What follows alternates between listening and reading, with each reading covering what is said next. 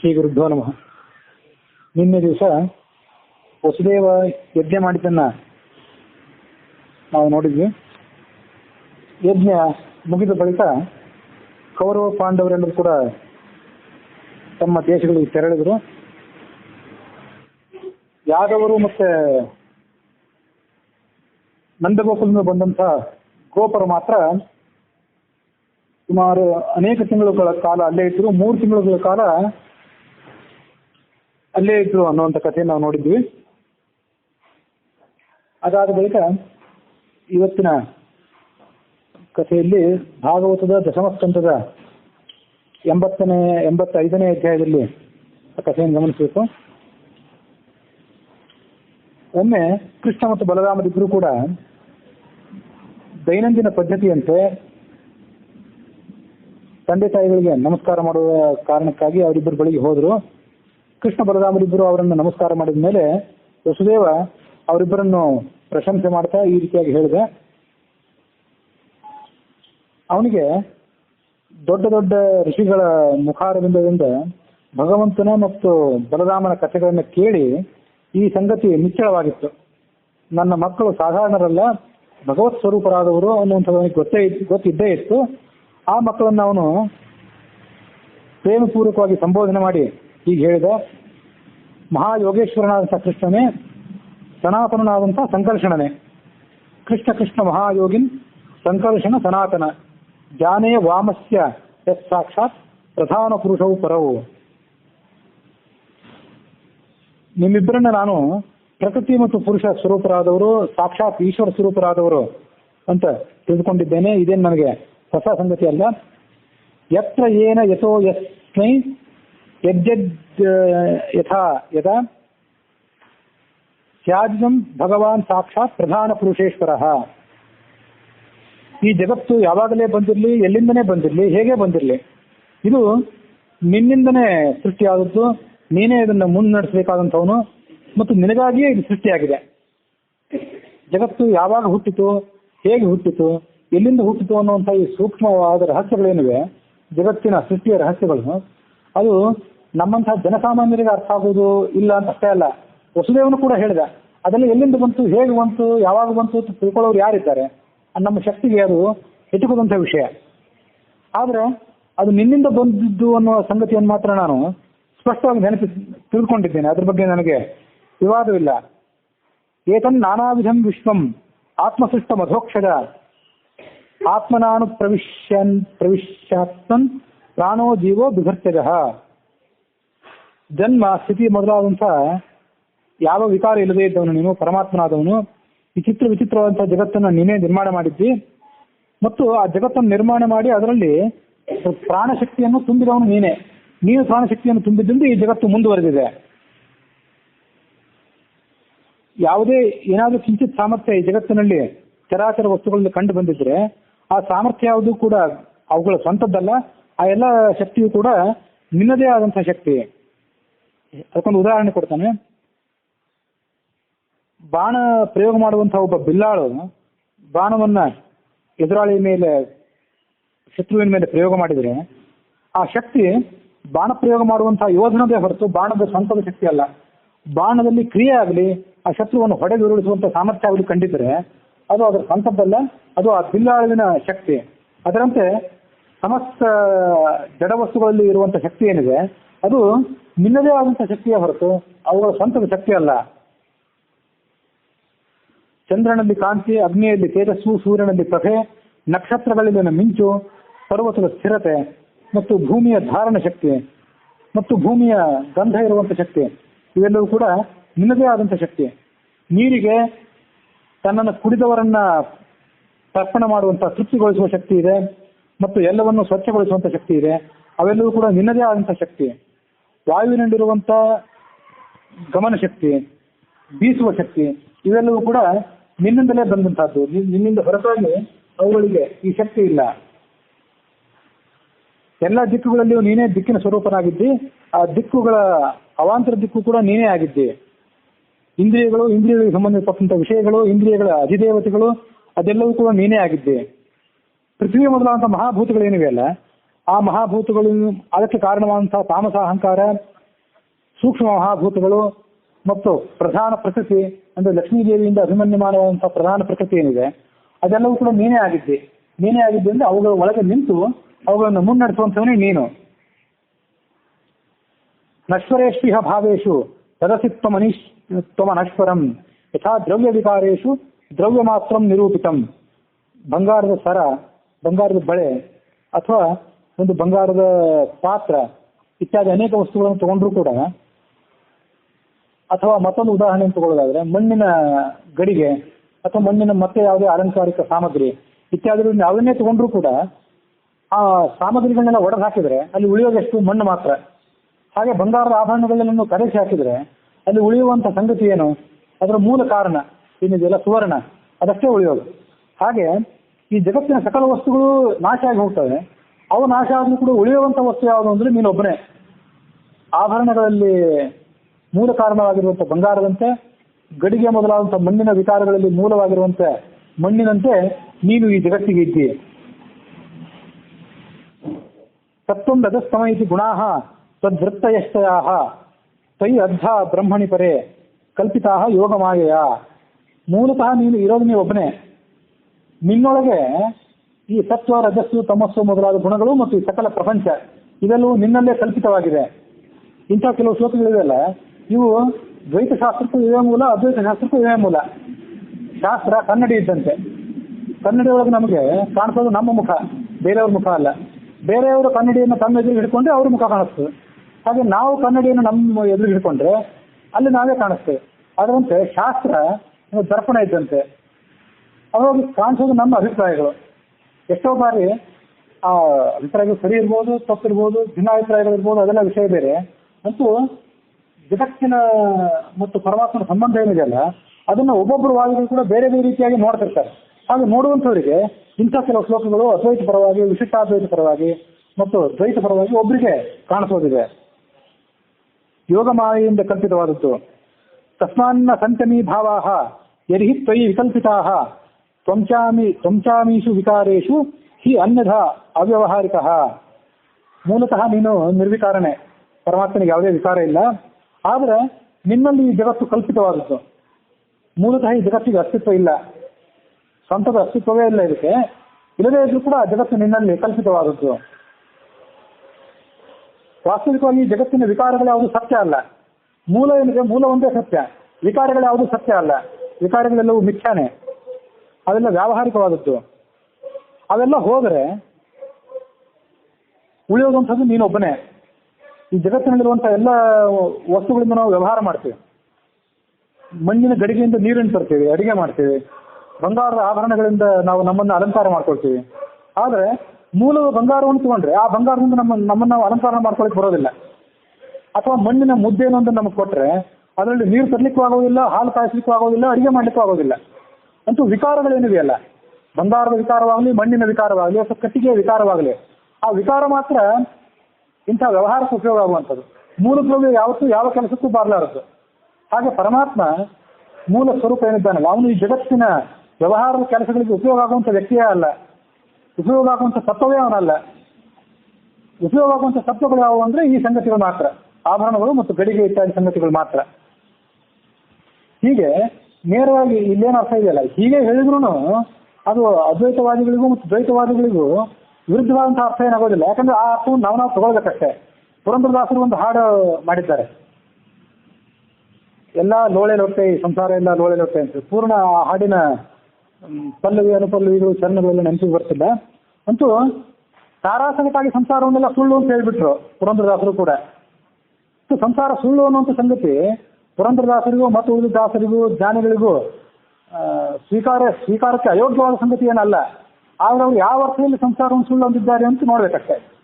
ಹಾಗೆ ಶಾಸ್ತ್ರದ ಈ ಮಾತುಗಳೇನಿದೆ, ಉಪನಿಷತ್ತಿನ ಮಾತುಗಳಿರ್ಬೋದು, ಋಗ್ವೇದಾದಿ ವೇದಗಳ ಮಾತುಗಳಿರ್ಬೋದು, ಭಾಗವತಾದಿಗಳ ಮಾತುಗಳಿರ್ಬೋದು, ಎಲ್ಲ ಅದ್ವೈತಿಗಳಿಗೂ ಮತ್ತು ದ್ವೈತಿಗಳಿಗೂ ಇವೇ ಮಾತುಗಳೇ ತಮ್ಮ ತಮ್ಮ ಅಭಿಪ್ರಾಯವನ್ನು ರೂಪಿಸಿಕೊಳ್ಳಿಕ್ಕೆ ಇರುವಂಥ ಆಕರಗಳು. ಸತ್ವ, ರಜಸ್ಸು, ತಮಸ್ಸು ಅನ್ನುವಂತಹ ಗುಣಗಳ ಪ್ರವಾಹದಿಂದ ಈ ಜಗತ್ತು ತುಂಬಿ ಹೋಗಿದೆ. ದೇಹ, ಇಂದ್ರಿಯ, ಅಂತಃಕರಣ, ಸುಖ, ದುಃಖ, ರಾಗ, ಲೋಭ ಮೊದಲಾದವುಗಳ ಸಮೂಹದಿಂದ ನಾವು ಮುಚ್ಚಿ ಹೋಗಿದ್ದೇವೆ. ನಮ್ಮ ಮೂಲ ಸ್ವರೂಪ ನಾವು ಆತ್ಮರೇನಿದ್ದೇವೆ ನಾವು ಕಾಣಿಸ್ಕೋತಿಲ್ಲ. ನಮ್ಮ ಸ್ವರೂಪ ನಮಗೆ ಕಾಣಿಸ್ತಿಲ್ಲ. ನಾವು ಯಾರು ಅಂತ ನಮಗೆ ಗೊತ್ತಿಲ್ಲ. ನಾವು ಯಾರು ಅಂತ ಕೇಳಿದ್ರೆ ಈ ಶರೀರವನ್ನು ತೋರಿಸ್ತೇವೆ. ನೀವು ಯಾರು ಅಂತ ಕೇಳಿದ್ರೆ ಇಂಥವ್ರ ಮಗ, ಇಂಥ ಕೆಲಸ ಮಾಡ್ತಿದ್ದೇವೆ, ಇಂಥವ್ರ ಹೆಂಡತಿ, ಇಂಥವ್ರ ಗಂಡ ಅಂತ ತೋರಿಸ್ತೀವಿ, ಇಂಥ ಹೆಸರನ್ನು ತೋರಿಸ್ತೀವಿ. ಅಥವಾ ನಮ್ಮ ಶರೀರದ ಬಣ್ಣವನ್ನು, ನಮ್ಮ ಶರೀರದ ರೂಪನೋ ಅದ್ರ ಬಗ್ಗೆ ಏನಾದ್ರು ಅಭಿಮಾನ ಇದ್ದು ಅದನ್ನ ಹೇಳ್ಕೊತೀವಿ. ಆದರೆ ನಮ್ಮ ಶರೀರದ ಬಗ್ಗೆ ಹೇಳ್ಕೊಳ್ಳಿಕ್ಕೆ ನಮಗೆ ಸಾಧ್ಯವೇ ಇಲ್ಲ. ಯಾಕಂದ್ರೆ ಆ ಒಳಗಿನ ಅರಿವೇ ನಮಗಿಲ್ಲ. ಅದಕ್ಕೆ ಉಪನಿಷತ್ತುವಿನ ಅರ್ಥವನ್ನು ವಿವರಣೆ ಮಾಡುವಾಗ ಒಂದು ಕಥೆ ಹೇಳ್ತಾರೆ. ಅಂದ್ರೆ ಕೇವಲ ಕಥೆಗಳನ್ನು ಕೇಳೋಕ್ಕಿಂತ ಮನುಷ್ಯನಿಗೆ ನಾನು ಯಾರು ಅನ್ನೋ ಅರಿವಿರಬೇಕು.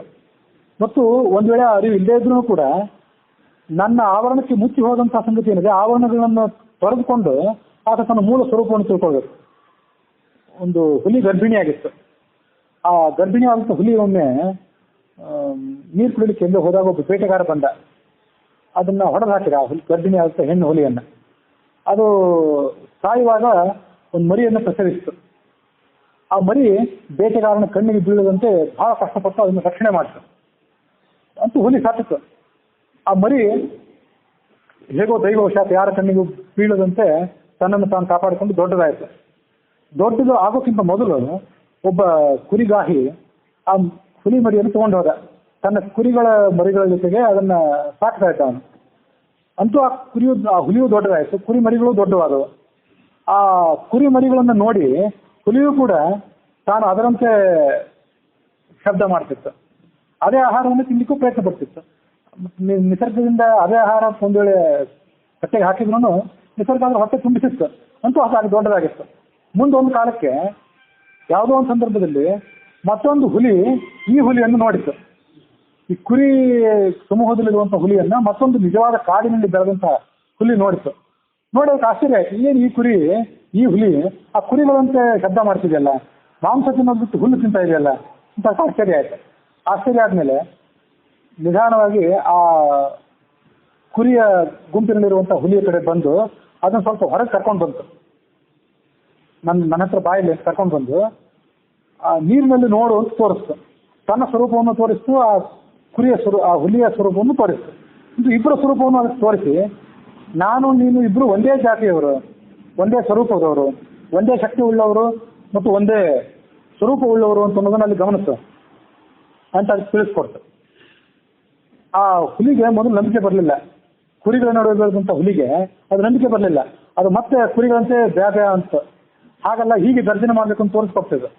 ಹುಲಿಯ ಗರ್ಜನೆ ಅಂದ್ರೆ ಹೇಗೆ, ಅದೆಂಥ ತಾಕತ್ತಿನ ಗರ್ಜನೆ ಅಂತ ಅದು ತೋರಿಸ್ಕೊಡ್ತು. ಎಲ್ಲರೂ ಎದೆ ನಡುಗುವಂತೆ ಗರ್ಜನೆ ಮಾಡ್ತದೆ.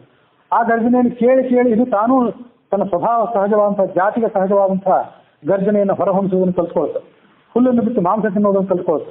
ಅಂತ ನಿಧಾನವಾಗಿ ತನ್ನ ಕುರಿಯ ಸ್ವರೂಪವನ್ನು ಬಿಟ್ಟುಕೊಟ್ಟು ಹುಲಿಯ ಸ್ವರೂಪವನ್ನು ತಾಳಿತು ಅಂತ ನೋಡ್ತೀವಿ. ಹಾಗೆ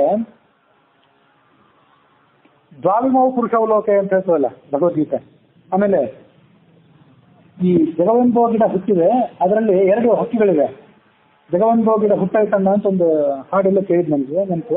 2 ಹಕ್ಕಿಗಳು, ಒಂದು ಜೀವಾತ್ಮ, ಒಂದು ಪರಮಾತ್ಮ. ನಾವಿಬ್ರು ಇದ್ದೇವೆ. ಆ ಪರಮಾತ್ಮನಿಗೆ ತಾನು ಯಾರು ಅಂತ ಗೊತ್ತು, ಆದ್ರೆ ಜೀವಾತ್ಮನಿಗೆ ತಾನು ಯಾರು ಅಂತ ಗೊತ್ತಿಲ್ಲ. ಬಹೂನಿಮೇ ವ್ಯತೀತಾನಿ ಜನ್ಮಾನಿ ತವಚಾರ್ಜುನ ತಾನ್ಯಹಂ ವೇದ ಸರ್ವಾಣಿ ನತ್ವಂ ವೇತ್ತ ಪರಂತಪ. ಕೃಷ್ಣ ಅರ್ಜುನನಿಗೆ ಹೇಳಿದ, ಅರ್ಜುನನೇ, ನನಗೂ ನಿನಗೂ ಅನೇಕ ಜನ್ಮಗಳು ಕಳೆದು ಹೋಗಿವೆ. ನನಗೆ ಯಾವ ಜನ್ಮ ಯಾವಾಗ ಬಂದಿದೆ, ಆ ಜನ್ಮಗಳು ಹಿಂದೇನು ಮುಂದೇನು ಹಿನ್ನೆಲೆ ಮುನ್ನೆಲೆ ಎಲ್ಲ ನನಗೆ ಗೊತ್ತಿದೆ. ಆದ್ರೆ ನಿನಗೆ ಗೊತ್ತಿಲ್ಲ. ಆ ಹುಟ್ಟು ಸಾವುಗಳ ಪಂಜರದಲ್ಲಿ ಚಕ್ರದಲ್ಲಿ ನೀನು ಸಿಲುಕಿ ಒದ್ದಾಡ್ತಾ ಇದ್ದೀಯ. ಹಾಗಾಗಿ ನೀನು ನಿನ್ನ ಸ್ವರೂಪ ಏನು ಅಂತ ತಿಳ್ಕೊ. ನಿನ್ನ ಸ್ವರೂಪ ಇದೇನಿದೆಯಲ್ಲ, ಈ ಹೊರಗಿನ ಶರೀರ, ಈ ಸಂಬಂಧಗಳು ಇತ್ಯಾದಿ ಶರೀರಕ್ಕೆ ಅಂಟಿಕೊಂಡಿರುವಂತಹ ಗುಣಧರ್ಮಗಳೇನಿವೆಯಲ್ಲ, ಇವು ಮೂಲತಃ ನಿನ್ನ ಗುಣಧರ್ಮಗಳಲ್ಲ. ಪರಮಾತ್ಮ ಹೇಗೆ ಶುದ್ಧ ಜ್ಞಾನ ಆನಂದ ಸ್ವರೂಪನಾದವನು, ಹಾಗೆ ಜೀವನ ಕೂಡ ಶುದ್ಧ ಜ್ಞಾನ ಆನಂದ ಸ್ವರೂಪನಾದವನು. ಆಗ ಅವನು ಮಾಡಬೇಕಾಗಿದ್ದೇನೆಂದ್ರೆ, ತನ್ನಲ್ಲಿರುವಂತಹ ಒಳಗಿನ ಆ ಖಜಾನೆ ಏನಿದೆ, ಜ್ಞಾನ ಆನಂದಗಳ ಖಜಾನೆ, ಅದನ್ನು ಅವನು ಅನ್ವೇಷಣೆ ಮಾಡಿಕೊಂಡು ಅದನ್ನು ಪಡ್ಕೊಳ್ಬೇಕಾಗಿದೆ ಅಷ್ಟೇ. ಅದು ಒಳಗೆ ಇದೆ ಅವನಿಗೆ. ಆನಂದ ಹೊರಗೆ ಇದೆ, ಆನಂದ ಒಳಗೆ ಇದೆ. ಅದನ್ನು ಹೊರಗಿಂದ ಪಡ್ಕೊಳ್ಬೇಕಾಗುದಿಲ್ಲ. ಆದ್ರೂ ಒಳಗಿರುವ ಆನಂದ, ಒಳಗಿರುವಂಥ ಖಜಾನೆ ಅವನು ಅರಿವಿಗೆ ಬಂದಿಲ್ಲ ಅಷ್ಟೇ. ಆ ಅರಿವಿಗೆ ಬರೆಸಬೇಕು ಅಂತ ಹೇಳಿ ಆ ಮತ್ತೊಂದು ಹುಲಿ ಹೇಗೆ ಪ್ರಯತ್ನ ಪಡ್ತದಲ್ಲ, ಅದರಂತೆ ಪರಮಾತ್ಮ ತೋರಿಸ್ಕೊತಾನೆ ತತ್ವಮಸಿ ಅಂತೇಳಿ. ಪರಮಾತ್ಮ ಹೇಗೆ ಸದ್ಗುಣ ಪರಿಪೂರ್ಣನು, ಜ್ಞಾನಾನಂದ ಸ್ವರೂಪನು, ಹಾಗೆ ಜೀವನ ಕೂಡ ಜ್ಞಾನಾನಂದ ಸ್ವರೂಪನೇ. ಅವನಂತೆ ನೀನಿರೋದ್ರಿಂದ ಅವನ ಅನಂತ ಅಂಶಗಳಲ್ಲಿ ಒಂದು ಅಂಶದ ತಾದಾತ್ಮ್ಯವನ್ನಾದರೂ ಒಂದು ಅಂಶದ ಸಮಾನತೆಯನ್ನಾದರೂ ಪಡ್ಕೊಳ್ಳಿಕ್ಕೆ ನೀನು ಪ್ರಯತ್ನ ಪಡುವಂತ ಪರಮಾತ್ಮ ಹೇಳ್ತಾನೆ ಮತ್ತು ಶಾಸ್ತ್ರಗಳು ಹೇಳ್ತಾರೆ. ಅದಕ್ಕಾಗಿ ಈ ಎಲ್ಲ ಮಾತುಗಳಷ್ಟೇ. ನಾವು ಮರ್ತು ಬಿಟ್ಟಿದ್ದೀವಿ, ನಮ್ಮ ಸ್ವರೂಪ ಏನು ಅಂತ ಮರ್ತಿದ್ದೇವೆ. ನಾವು ಅಲ್ಲದೇ ಇರುವಂಥದ್ದು ಮತ್ತೊಂದೇನೋ ನಾವು ಅಂತ ಭ್ರಾಂತರಾಗಿದ್ದೇವೆ. ಎದುರ್ಥೆಯ ನೃತಾಂ ಪ್ರಾಪ್ಯ ಸಕಲ್ಪಾಮಿಹ ದುರ್ಲಭಾಂ ಸ್ವಾರ್ಥೇ ಪ್ರಮತ್ತಸ್ಯ ವಯಃ ಗತಂ ತ್ವನ್ಮಾಯ ಈಶ್ವರ. ಪರಮೇಶ್ವರನ ಅಂತ ಕೃಷ್ಣನೇ, ನನ್ನ ಪುಣ್ಯ ಪ್ರಾರಬ್ಧಕ್ಕೆ ಅನುಸಾರವಾಗಿ ಅಥವಾ ನಿನ್ನ ಇಚ್ಛೆಗೆ ಅನುಸಾರವಾಗಿ ಇಂದ್ರಿಯ 5 ಕರ್ಮೇಂದ್ರಿಯಗಳು, 5 ಜ್ಞಾನೇಂದ್ರಿಯಗಳು ಮತ್ತು ಮನಸ್ಸು ಅನ್ನುವಂಥ 11 ಇಂದ್ರಿಯದಿಂದ ಕೂಡಿದಂಥ ಈ ಶರೀರದಲ್ಲಿ ನಾನು ಬಂದಿಯಾಗಿ ಬಿಟ್ಟಿದ್ದೇನೆ. ಆದರೆ ನಿನ್ನ ಮಾಯೆಗೆ ಒಳಗಾಗಿದ್ದೇನೆ. ನಿನ್ನ ಮಾಯೆಗೆ ಒಳಗಾಗಿ ಸಾರ್ಥಕವಾದಂಥ ಸಾಧನೆಯನ್ನು ಮಾಡುವುದನ್ನು ಮರೆತು ನನ್ನ ಆಯುಷ್ಯ ವ್ಯರ್ಥವಾಗಿ ಹೊರಟಿದೆ. ಸ್ವಾರ್ಥೇ ಪ್ರಮತ್ತಸ್ಯ ವಯಃಗತಂ, ನನ್ನ ವಯಸ್ಸು ಹಾಳಾಗಿ ಹೋಗ್ತಾ ಇದೆ. ಹೆಂಗೆ ಮಾಡಲಯ್ಯ ಕೃಷ್ಣ ಹೋಗುತ್ತಿದೆ ಆಯು ವ್ಯರ್ಥ ಅಂತ ಹೇಳಿದ್ರಲ್ಲ ದಾಸರು. ಅದು ಅಂಥವ್ರು ದೊಡ್ಡದವರು ಅವರ ಆಯುಷ್ಯ ಏನು ವ್ಯರ್ಥವಾಗಿ ಹೊರಟಿರಲಿಲ್ಲ. ವಸುದೇವ ಒಂದು ಕಶ್ಯಪ, ಅವನ ಆಯುಷ್ಯ ಎಂದು ವ್ಯರ್ಥವಾಗಿ ಹೊರಟಿರಲಿಲ್ಲ. ಸ್ವಯಂ ಭಗವಂತನನ್ನೇ ಮಗಳನ್ನಾಗಿ ಪಡ್ಕೊಂಡ. ಇದೊಂದು ಜನ್ಮದಲ್ಲ, ಎಲ್ಲ ಜನ್ಮದಲ್ಲೂ ಅವನಿಗೆ ಭಗವಂತನೇ ಮಗ ಆಗಿ ಹುಟ್ಟಿದ್ದ. ಕಶ್ಯಪ ಆಗಿದ್ದಾಗೂ ಭಗವಂತನಿಗೆ ಮಗ ಆಗಿ ಹುಟ್ಟಿದ. ದೇವಾನುದೇವತೆಗಳು ಆತನ ಮಕ್ಕಳಾಗಿ ಜನಿಸಿದ್ರು. ಅವನ ಜನ್ಮ ಏನು ವ್ಯರ್ಥವಾಗಿ ಹೊರಟಿರಲಿಲ್ಲ. ನಿನ್ನೆ ಅವನು ಯಜ್ಞ ಮಾಡಿದ ಅಂತ ನೋಡಿದ್ವಿ. ಆ ಯಜ್ಞ ಒಂದು ಮೊದಲನೇ ಯಜ್ಞವೂ ಆಗಿರಲಿಲ್ಲ. ಅಂಥ ಯಜ್ಞಗಳನ್ನು ಎಷ್ಟೋ ಯಜ್ಞ ಮಾಡಿದ್ದ. ಇಡೀ ಜೀವನವನ್ನೇ ಯಜ್ಞ ಅಂತ ಭಾವಿಸಿದ್ದ. ಅವನು ನನ್ನ ಜೀವ ವ್ಯರ್ಥ ಆಗಿದೆ, ನನ್ನ ಆಯುಷ್ಯ ವ್ಯರ್ಥ ಆಗಿದೆ ಅಂತ ಏನು ಹೇಳಿದ್ನಲ್ಲ, ಅದು ನಮ್ಮಂಥವ್ರನ್ನ ಕುರಿತು ಹೇಳ್ತಿದ್ದಾನಷ್ಟೇ. ಅವನು ಹೇಳಿದ ಶ್ಲೋಕಗಳನ್ನು ನಾವು ಓದ್ಕೊಂಡ್ರೆ ಅದಕ್ಕೆ ನಾವು ಅನ್ವಯಿಸ್ಕೋಬಹುದು ಅಂತ ಹೇಳ್ತಿದ್ದಾನಷ್ಟೇ. ವಯೋಗತಂ ತ್ವನ್ಮಾಯ ಈಶ್ವರ ಅಸಾವಹಂ ಮಮೈವೇತೆ ದೇಹೇ ಚಾಸ್ತ್ಯಾನ್ವಯಾದಿಷು ಸ್ನೇಹ ಪಾಶೇ ನಿಬಧ್ನಾತಿ ಭವಾನ್ ಸರ್ವಮಿದಂ ಜಗತ್. ನೀನು ಈ ಸಕಲ ಜಗತ್ತನ್ನು ಕೂಡ ಮಾಯೆಯ ಸರಪಳಿಯಿಂದ ಕಟ್ಟಿ ಹಾಕ್ತಿ. ಅಸಾವು ಅಹಂ,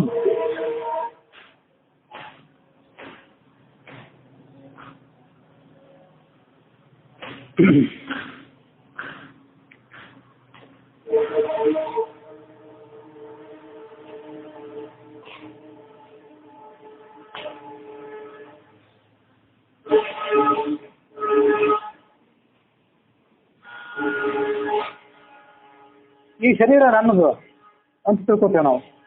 ಈ ಶರೀರ ನನ್ನದು ಅಂತ ಕೆಲವು ತಿಳ್ಕೊತೀವಿ, ಅಥವಾ ಈ ಶರೀರವೇ ನಾನು ಅಂತ ತಿಳ್ಕೊತೀವಿ. ಅಥವಾ ಅಹಂ ಅಂತ ಇದೆ ಅಲ್ಲಿ ಮೂಲದಲ್ಲಿ, ನಾನೇ ಈ ಶರೀರ ಅಂತ ತಿಳ್ಕೊಂಡ್ಬಿಡ್ತೀವಿ.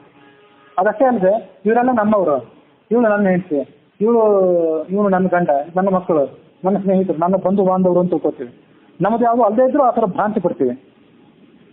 ನೀವಿದ್ರು ನನ್ನ ಮಕ್ಕಳು ಅಲ್ಲ, ಇದು ನನಗೆ ಗೊತ್ತು. ಪ್ರಕೃತಿಗೂ ಜೀವಕೋಟಿಗೂ ನೀವು ಸಾಕ್ಷಾತ್ ಈಶ್ವರರಾದಂಥವ್ರು. ಭೂಭಾರ ಕ್ಷಪಣ ಅವತೀರ್ಣವು ತಥಾಸ್ಥಃ. ಭೂಭಾರ ಹರಣಕ್ಕಾಗಿ ಇಲ್ಲಿ ಬಂದಿದ್ದೀರಿ, ಅದು ಗೊತ್ತಿದೆ. ಅವೇನು ಮಾಡಲಿ, ಇಷ್ಟೆಲ್ಲ ಗೊತ್ತಿದ್ರು ಯಾವಾಗಾದ್ರೂ ಒಮ್ಮೆ ಮಾಯೆ ನನ್ನಂಥವನನ್ನು ಮುಸುಕಿ ಹಾಕಿ ನೀವು ನನ್ನ ಮಕ್ಕಳು ಅನ್ನುವಂತೆ ಭ್ರಾಂತಿ ಪಡುವಂತೆ ಮಾಡ್ತದೆ. ದೀನಬಂಧುವೇ ಶರಣಾಗತ ವತ್ಸಲನೇ, ಶರಣಾಗತರ ಸಂಸಾರ ಭಯವನ್ನು ನೀಗುವಂಥವನೇ, ನಿಮಗೆ ನಾನು ಶರಣಾಗತನಾಗ್ತೀನಿ. ನನ್ನ ನಶ್ವರವಾದಂಥ ಈ ಶರೀರವನ್ನು ನಾನೇ ಅಂತ ಭಾವಿಸ್ಕೊಂಡು ನಿಮ್ಮಿಬ್ಬರನ್ನ ನನ್ನ ಮಕ್ಕಳು ಅಂತ ತಿಳಿಸ್ಕೊಂಡು ನಾನು ಹಾಳಾಗಿ ಹೋದೆ. ಹುಟ್ಟು ಸಾವುಗಳಿಲ್ಲದಂತಹ ನೀನು ನಿನ್ನ ಧರ್ಮವನ್ನು ಪರಿಪಾಲನೆ ಮಾಡುವುದಕ್ಕಾಗಿ, ನಿನ್ನ ಕರ್ತವ್ಯವನ್ನು ಪರಿಪಾಲನೆ ಮಾಡುವುದಕ್ಕಾಗಿ ಪ್ರತಿಯುಗದಲ್ಲಿಯೂ ನಿನ್ನಿಬ್ಬರಿಗೂ ಮಗನಾಗಿ ಹುಟ್ಟುತ್ತೀನಿ ಅಂತ ಹಿಂದೆ ನನಗೆ ಹೇಳಿದ್ದೆ. ಆ ಥರ ನಡ್ಕೊಂಡು ಬಂದಿದ್ದೆ, ಆದರೆ ನಾನು ಅದನ್ನು ಮರೆತು ಬಿಟ್ಟಿದ್ದೇನೆ. ಸಾಮಾನ್ಯ ಶಿಶು ಯಾರೋ ಹುಟ್ಟಿದಂತೆ ನೀನು ಕೂಡ ನನ್ನ ಶಿಶು ಅಂತ ತಿಳ್ಕೊಂಡ್ಬಿಟ್ಟಿದ್ದೇನೆ. ಕೋ ವೇದ ಭೂಮ್ನ ಉರುಗಾಯ ವಿಭೂತಿ ಮಾಯಾಮ್. ಉರುಗಾಯನೇ ಅಂದರೆ ವೇದಗಮ್ಯನಾದವನೇ, ವೇದಗಳಿಂದ ಪ್ರತಿಪಾದ್ಯನಾದವನೇ. ನಿನ್ನ ಮಹಿಮೆಗಳನ್ನು ಯಾರು ತಿಳ್ಕೊಳ್ಳಿಕ್ಕೆ ಸಾಧ್ಯ?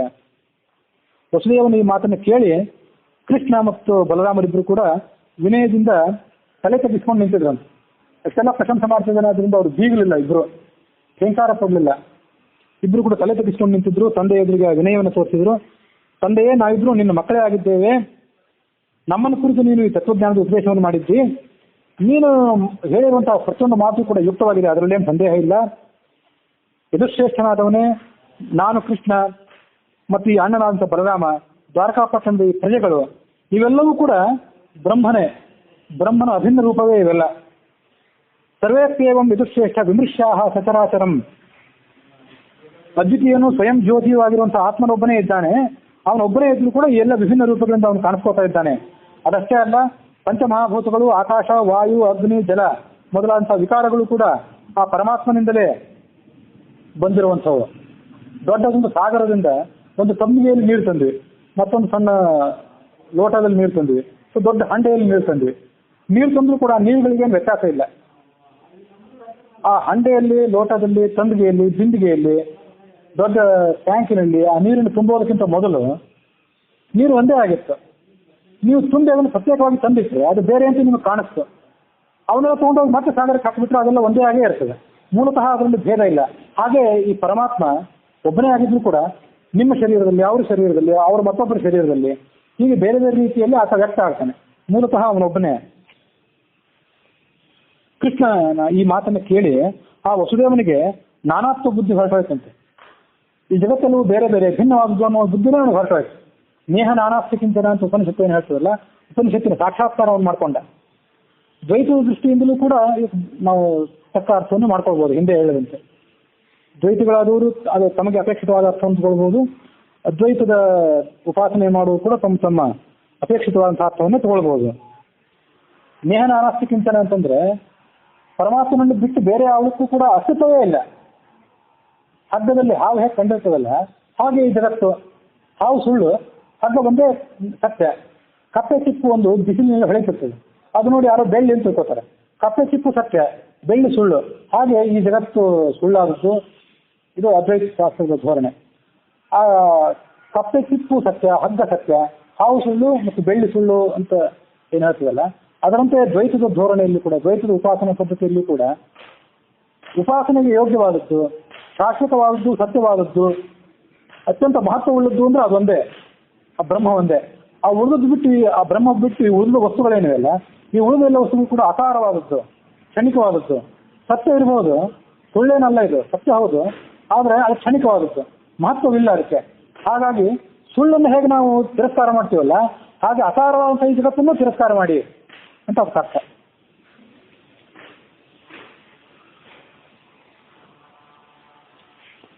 ನಾನಾತ್ವ ಬುದ್ಧಿಯನ್ನು ಆತ ಬಿಟ್ಟುಕೊಟ್ಟು ಬ್ರಹ್ಮಾನಂದದಲ್ಲಿ ಮುಳುಗಿ ಹೋದಂತೆ ವಸುದೇವ.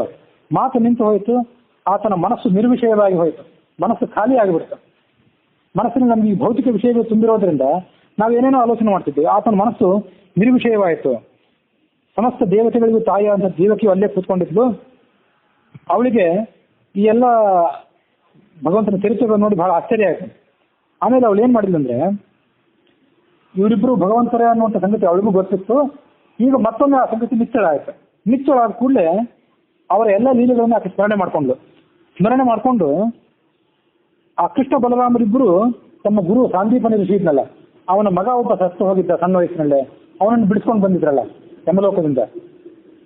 ಆ ಸಂಗತಿ ಅವಳಿಗೆ ಯಾವುದೋ ಮೂಲಕ ಕೇಳಿ ಬಂದಿತ್ತು. ಕೇಳಿ ಆಕೆ ತಿಳ್ಕೊಂಡಿದ್ಲು.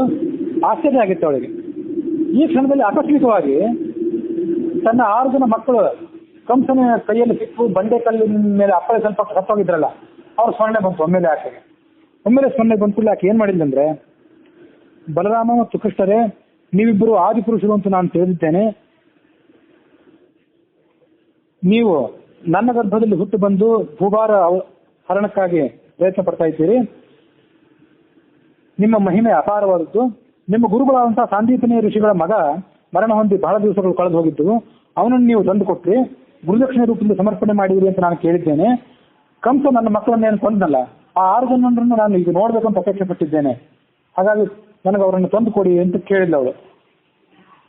ಕೃಷ್ಣರಿಬ್ಬರು ಕೂಡ ತಮ್ಮ ಯೋಗ ಮಾಯೆಯನ್ನು ಅವಲಂಬಿಸಿ ಸುತ್ತಲ ಲೋಕವನ್ನು ಪ್ರವೇಶ ಮಾಡಿದರು. ಈಗ ನಾವು ಇರುವಂತಹ ಲೋಕದ ಮೇಲ್ಭಾಗದಲ್ಲಿ ಭೂಲೋಕ, ಭೋರ್ಲೋಕ ಅಂತ ಹೀಗೆಲ್ಲ 7 ಲೋಕಗಳೇನಿದೆ ಅಲ್ಲ, ಹಾಗೆ ಕೆಳಗಡೆ ಅತಲ, ವಿತಲ, ಸುತಲ, ತಲಾತಲ, ಮಹಾತಲ, ರಸಾತಲ ಮತ್ತು ಪಾತಾಲ ಅನ್ನುವಂಥ 7 ಲೋಕಗಳಿವೆ. ಅದರಲ್ಲಿ 3ನೇ ಲೋಕವೇ ಸುತಲ ಲೋಕ. ಇದು ಬಲಿಚಕ್ರವರ್ತಿಯ ವಾಸಕ್ಕೆ ಆಶ್ರಯವಾದಂಥ ಲೋಕ. ಅದ್ನಲ್ಲಿ ಪ್ರವೇಶ ಮಾಡಿದ ಕೂಡಲೇ ಆ ಬಲಿಚಕ್ರವರ್ತಿಗೆ ಅವರನ್ನು ನೋಡಿದ ಕೂಡಲೇ ಆನಂದ ಸಾಗರದಲ್ಲಿ ಮುಳುಗಿ ಹೋಯ್ತು ಅವನ ಮನಸ್ಸು. ಪರಿವಾರ ಸಮೇತನಾಗಿ ಮೇಲೆದ್ದು ನಿಂತ ಭಗವಂತನ ಪಾದಾರವಿಂದಗಳಿಗೆ ನಮಸ್ಕಾರ ಮಾಡಿದ. ಕೃಷ್ಣ ಬಲರಾಮರನ್ನ ಶ್ರೇಷ್ಠವಾದಂತಹ ಸಿಂಹಾಸನದಲ್ಲಿ ಕೂಡಿಸಿ ಅವರ ಪಾದಗಳನ್ನು ತೊಳೆದು ಆ ದಿವ್ಯವಾದಂತಹ ಪಾದೋದಕವನ್ನು ತನ್ನ ತಲೆಯ ಮೇಲೆ ಚುಂಕಿಸಿಕೊಂಡು, ತನ್ನವರ ಪರಿವಾರದವರ ತಲೆಯ ಮೇಲೆ ಚುಂಕಿಸಿದ, ತಾನೂ ಚುಂಕಿಸಿಕೊಂಡ. ಮತ್ತು ತನ್ನ ಪತ್ನಿ, ಪುತ್ರರು, ಮೃಷ್ಟಾನ್ನ, ಭೋಜನ, ಸಕಲ ರಾಜ್ಯದ ಪರಿವಾರ, ಶರೀರ ಎಲ್ಲವನ್ನೂ ಕೃಷ್ಣನ ಪಾದಾರವಿಂದಲಿಟ್ಟು ಕೃಷ್ಣಾರ್ಪಣ ಅಂದ್ಬಿಟ್ಟ. ಆ ದೈತ್ಯರಾಜ ಬಾರಿ ಬಾರಿಗೂ ಕೂಡ ಕೃಷ್ಣನ ಚರಣ ಕಮಲಗಳನ್ನ ತನ್ನ ತಲೆಯ ಮೇಲೆ ಇಟ್ಕೊಂಡು ಆತ್ಮಾನಂದವನ್ನು ಅನುಭವಿಸ್ತಾ ಇದ್ದ. ಅವನ ಕಣ್ಣುಗಳಿಂದ ಆನಂದ ಬಾಷ್ಪಗಳು ಧಾರಾಕಾರವಾಗಿ ಸುರಿತಾ ಇದ್ದವು. ಭಗವಂತನ ಆತ ಸ್ತೋತ್ರ ಮಾಡಿದ. ನಮೋನಂತಾಯ ಬೃಹತೆ ನಮಃ ಕೃಷ್ಣಾಯ ವೇದಸೆ ಸಾಂಖ್ಯಯೋಗ ವಿತಾನಾಯ ಬ್ರಹ್ಮಣೇ ಪರಮಾತ್ಮನೇ. ಹೀಗೆ ಆ ಕೃಷ್ಣ ಮತ್ತು ಬಲರಾಮರನ್ನ ಆತ ದಿವ್ಯವಾದಂತಹ ಸ್ತೋತ್ರಗಳಿಂದ, ಅರ್ಥಗರ್ಭಿತವಾದಂತಹ ಮಾತುಗಳಿಂದ ಸ್ತೋತ್ರ ಮಾಡಿದ. ನೀನು ಸಮಸ್ತ ಜಗತ್ತಿಗೂ ನಿಯಾಮಕನಾಗಿದ್ದಿ, ಸ್ವಾಮಿಯಾಗಿದ್ದಿ. ನೀನು ನಮಗೆ ಆಜ್ಞೆಯನ್ನು ನೀಡಿ ನಮ್ಮನ್ನ ಪಾಪರಹಿತರನ್ನಾಗಿ ಮಾಡು. ನಿನ್ನ ಆಜ್ಞೆಗೆ ನಾವು ವಶೀಭೂತರಾಗಿದ್ದೇವೆ ಅಂತ ಹೀಗೆ ಕೇಳ್ಕೊಂಡ. ಆಗ ಕೃಷ್ಣ ಹೇಳಿದ, ಸ್ವಯಂಭುವ ಮನ್ವಂತರದಲ್ಲಿ ಹಿಂದೆ ಮರೀಚಿ ಪ್ರಜಾಪತಿ ಅಂತ ಒಬ್ಬ ಪ್ರಜಾಪತಿ ಇದ್ದ, ಮರೀಚಿ ಋಷಿ. ಅವನ ಪತ್ನಿ ಒಬ್ಳು ಊರ್ಣ ಅಂತಿದ್ಲು. ಅವಳ ಗರ್ಭದಲ್ಲಿ 6 ಜನ ಮಕ್ಕಳು ಜನ್ಮ ತಾಳಿದ್ರು. ಅವರೆಲ್ಲರೂ ದೇವತೆಗಳೇ ಆಗಿದ್ರು, ಶ್ರೇಷ್ಠರಾಗಿದ್ರು ಅವರು. ಆ ಸಮಯದಲ್ಲಿ ಅವರು ಒಂದು ಅಪಚಾರ ಮಾಡಿಬಿಟ್ರು. ಅದೇನು ಅಪಚಾರ ಮಾಡಿದ್ರಂದ್ರೆ, ಚತುರ್ಮುಖ ಬ್ರಹ್ಮನ ಕಡೆ ಅವ್ರ ಗಮನ ಹೋಯಿತು. ಆ ಚತುರ್ಮುಖ ಬ್ರಹ್ಮ ತನ್ನ ಮಗಳನ್ನೇ ಮದುವೆ ಆಗ್ಲಿಕ್ಕೆ ಹೊರಟಿದ್ದ ಅಥವಾ ಆ ಮಗಳೊಡನೆ ಸೇರಿ ಸೃಷ್ಟಿ ಕಾರ್ಯವನ್ನು ಮುಂದುವರಿಸುವಂತ ಅವನಿಗೆಯಲ್ಲಿದ್ದ. ಮಗಳು ಒಂದು ಸರಸ್ವತಿ. ಆ ಸರಸ್ವತಿಯನ್ನೇ ಸೃಷ್ಟಿ ಕಾರ್ಯಕ್ಕೆ ಆಶ್ರಯಗಳನ್ನಾಗಿ ತಗೊಂಡು ಸೃಷ್ಟಿ ಕಾರ್ಯವನ್ನು ಮುಂದುವರಿಸುವಂತ ಆಲೋಚನೆಯಲ್ಲಿದ್ದ. ಅದು ಇವ್ರಿಗೆ ಗೊತ್ತಾಯ್ತು. ಇನ್ನೇನು ಮಗಳ ಸಂಧಾನ ಮಾಡ್ತಿದ್ದಾನಲ್ಲ, ಮಗಳ ಜೊತೆ ಸಮಾಗಮ ಮಾಡ್ತಿದ್ದಾನಲ್ಲ ಅಂತ ಆ ಬ್ರಹ್ಮನ ಕುರಿತು ಅಪಹಾಸ್ಯ ಮಾಡಿಬಿಟ್ಟು ಈ ಋಷಿಗಳು. ಊರ್ಣಾದೇವಿಯ ಮಕ್ಕಳು ನಗಲಿಕ್ಕೆ ಪ್ರಾರಂಭ ಮಾಡಿದ್ರು. ಹೀಗೆ ನಗಲಿಕ್ಕೆ ಪ್ರಾರಂಭ ಮಾಡಿದಾಗ ಆ ಅಪರಾಧದಿಂದ ಕುಪಿತನಾದಂತಹ ಬ್ರಹ್ಮ ಆ ಮೊಮ್ಮಕ್ಕಳಿಗೆ ರಾಕ್ಷಸರಾಗಿ ಹುಟ್ಟಿರಿ ಅಂತ ಶಾಪ ಕೊಟ್ಬಿಟ್ಟ. ಯಾಕಂದ್ರೆ ಬ್ರಹ್ಮನ ಮೊಮ್ಮಕ್ಕಳು ಅವರು, ಬ್ರಹ್ಮನ ಮಗನೇ ಮರೀಚಿ, ಆ ಮರೀಚಿಯ ಮಕ್ಕಳು ಇವರು. ಹಾಗಾಗಿ ನನ್ನನ್ನು ನೀವು ಅಪಹಾಸ್ಯ ಮಾಡ್ತಿದ್ದೀರಲ್ಲ ಅಂತ ತಿಳ್ಕೊಂಡು ಅವನು ಅವರಿಗೆ ಶಾಪ ಕೊಟ್ಬಿಟ್ಟ, ರಾಕ್ಷಸರಾಗಿ ಹುಟ್ಟಿರಿ ಅಂತ ಶಾಪ ಕೊಟ್ಟ. ಶಾಪದ ಫಲವಾಗಿ ಆ 6 ಜನ ಬಾಲಕರು ಕೂಡ ಹಿರಣ್ಯಕಶಿಪುವಿನ ಮಕ್ಕಳಾಗಿ ಹುಟ್ಟಿದರು. ಅಲ್ಲಿ ಈ ಶಾಪದ ಕಾರಣವನ್ನು ನಾವು ಇಲ್ಲಿ ಹೇಳಿದ್ದೇವೆ. ಅಲ್ಲಿ ಭಾಗವತದಲ್ಲಿ ಮತ್ತು ಹಸ್ತರಿಂದದಲ್ಲಿ ಹಿಂದೆ ಬಂದಿರುವಂತೆ ಅಸಿತ ದೇವಲ ಅಂತ ಒಬ್ಬ ಹೆಸರು ಸ್ಪಷ್ಟವಾಗಿ ನೆನಪಿಗೆ ಬರ್ತಿಲ್ಲ. ಆ ಋಷಿ ದೊಡ್ಡ ತಪಸ್ಸಿ ಆಗಿದ್ದ. ತಪಸ್ಸು ಮಾಡಿ ಮಾಡಿ ಭಾರಿ ಕೃಷ ಆಗಿಬಿಟ್ಟಿದ್ದ. ಆ ಕೃಷನಾದಂತಹ ಋಷಿಯನ್ನು ನೋಡಿ ಇವರು ಅವನಿಗೆ ಅಪಹಾಸ್ಯ ಮಾಡಿದ್ರು. ಏನಂತ, ಕಾಮಜ್ವರದಿಂದ ಇವನು ಕೃಷನಾಗಿ ಬಿಟ್ಟಿದ್ದಾನೆ ಅಂತ ತಪಸ್ಸು ಮಾಡಿದ್ರು. ಇವರೆಲ್ಲ ಹಾಸ್ಯ ಮಾಡಿದ್ರು. ಅಷ್ಟು ಕಷ್ಟಪಟ್ಟು ತಪಸ್ಸು ಮಾಡಿದವನಿಗೆ ಕಾಮಜ್ವರದಿಂದ ನೀವು ಕೃಷಿ ಆಗಿದ್ದರಿಂದ ಅಪಹಾಸ್ಯ ಮಾಡಿದ್ರೆ ಅವನಿಗೆ ಏನನ್ಸ್ಬೇಡ. ಅವನು ಮತ್ತಷ್ಟು ಕುಪಿತನಾಗಿ ನೀವು ರಾಕ್ಷಸರಾಗಿ ಹುಟ್ಟಿ ಅಂತ ಶಾಪ ಕೊಟ್ಟು ಬಿಟ್ಟಿದ್ದ. ಆ ಶಾಪ ಅಂತ ಅಲ್ಲೊಂದಿದೆ. ಅಲ್ಲಿ ಶಾಸ್ತ್ರೀಯ ನಿರ್ಣಯದ ವ್ಯಾಖ್ಯಾನದಲ್ಲಿ ಈ ಘಟನೆ ಕೂಡ ನೆನಪು ಮಾಡ್ಕೊಂಡಿದ್ದಾರೆ.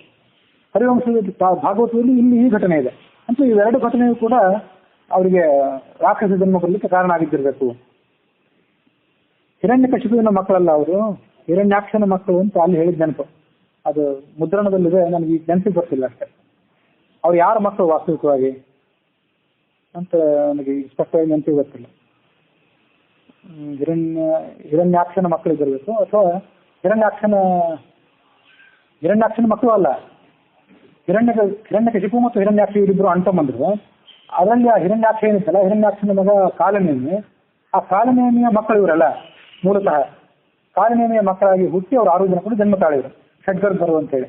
ಹಾಗಾಗಿ ಹಿರಣ್ಯಾಕ್ಷ ಇವರಿಗೆ ಅಜ್ಜ, ಹಿರಣ್ಯಕಶಿಪು ಇವನು ಕೂಡ ಅಜ್ಜನ ಅಣ್ಣ. ಆದ್ರಿಂದ ಅವನೇನ್ ಶಾಪ ಕೊಟ್ಟು ಹೀಗೆ ಅವರು ರಾಕ್ಷಸರಾಗಿ ಹುಟ್ಟಿದ್ರು. ರಾಕ್ಷಸರಾಗಿ ಹುಟ್ಟಿದ ಮೇಲೆ ಮತ್ತೆ ಚತುರ್ಮುಖ ಬ್ರಹ್ಮನ ಕುರಿತು ತಪಸ್ ಮಾಡಿದ್ರು. ಅಲ್ಲಿ ಕಥೆ ಅದನ್ನ ಹೇಳಿದ್ದೆ, ಅವಧ್ಯರಾಗಬೇಕು ನಾವು ಅಂತೇಳಿ. ಆ ಹಿರಣ್ಯಕಶಿಪು ಏನ್ ಮಾಡಿದ ಅಂದ್ರೆ, ನಾನೇ ಈಗ ಈ ಜಗತ್ತಿಗೆಲ್ಲದಕ್ಕೂ ವಿಧಾಯಕನಾಗಿದ್ದೇನೆ, ನನ್ನನ್ನು ಬಿಟ್ಟು ಆ ಚತುರ್ಮುಖ ಬ್ರಹ್ಮನನ್ನು ತಪಸ್ ಮಾಡ್ತಿದ್ದೀರಲ್ಲ, ನೀವೆಂತ ಕ್ಷುದ್ರರು ಅಂತೇಳಿ ಆ ಮೊಮ್ಮಕ್ಕಳ ಮೇಲೆ ಸಿಟ್ಟಿಗೆದ್ದು ನೀವು ನಿಮ್ಮ ತಂದೆಯಿಂದಲೇ ಹತ್ಯೆಗೊಳಗಾಗಲಿ ಶಾಪ ಕೊಟ್ಟಿದ್ದ. ತಂದೆ ಅಂದ್ರೆ ಆ ಕಾಲನೇಮಿ ಕಂಸನಿಂದ, ಹಾಗಾಗಿ ಆ ಕಾರಣಕ್ಕಾಗಿ ಅವರು ಹತ್ಯೆಗೊಳಗಾಗಿದ್ದರು ಅಂತ ಅಲ್ಲಿ ಕಥೆ ಹೇಳಿದ ನೆನಪು.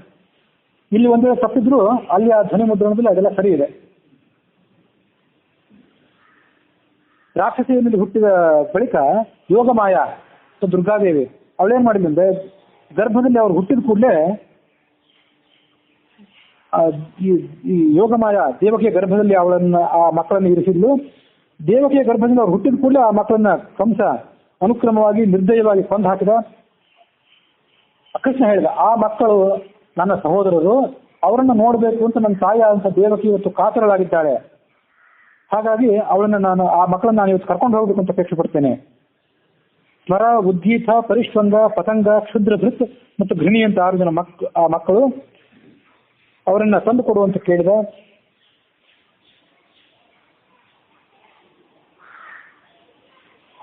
ಹೀಗೆ ಹೇಳಿದ ಕೂಡಲೇ ಬಲಿ ಚಕ್ರವರ್ತಿ ಕೃಷ್ಣ ಮತ್ತು ಬಲರಾಮರಿಬ್ಬರನ್ನ ಹೀಗೆ ಹಿಂದಿನಂತೆ ಸ್ತೋತ್ರ ಮಾಡಿದ್ದ. ಸ್ತೋತ್ರ ಆದ್ಮೇಲೆ ಇಂದ್ರಸೇನ ಅನ್ನುವಂಥವನೊಬ್ಬ, ಅವನು ಆ ಬಲಿಯ ಅನುಚರ ಇದ್ದಿರಬೇಕು, ಅವನು ಇಬ್ಬರು ಮಕ್ಕಳನ್ನು ಕೂಡ ತಂದು ಕೊಟ್ಟ ಕೃಷ್ಣ ಮತ್ತು ಬಲರಾಮರ ಸಮೀಪಕ್ಕೆ. ಆಮೇಲೆ ಕೃಷ್ಣ ಮತ್ತು ಬಲರಾಮರಿಬ್ಬರು ಆ ಬಾಲಕರೊಡನೆ ದ್ವಾರಕಾನಗರಕ್ಕೆ ಹಿಂತಿರುಗಿದ್ರು. ದ್ವಾರಕಾನಗರಕ್ಕೆ ಹಿಂತಿರುಗಿ ತನ್ನ ತಾಯಿಯಾದಂತಹ ದೇವಕಿಗೆ ಆ ಮಕ್ಕಳನ್ನು ಒಪ್ಪಿಸಿದ್ರು. ಆ ಮಕ್ಕಳನ್ನು ನೋಡಿದ ಕೂಡಲೇ ಆ ದೇವಕಿ ಹೃದಯ ಆರ್ದ್ರವಾಯಿತು. ಆ ಮಕ್ಕಳನ್ನ ಆಕೆ ಆಲಿಂಗನ ಮಾಡಿಕೊಂಡು ಕೃಷ್ಣನ ಅನುಗ್ರಹದಿಂದ ಮತ್ತು ಆ ದೇವಕಿ ದೇವಿಯ ಆರ್ದ್ರವಾದಂತಹ ಪ್ರೇಮರಸವನ್ನು ಪಾನ ಮಾಡಿ ಆ 6 ಜನರು ಕೂಡ ಸದ್ಗತಿಯನ್ನು ಪಡ್ಕೊಂಡ್ಬಿಟ್ರು.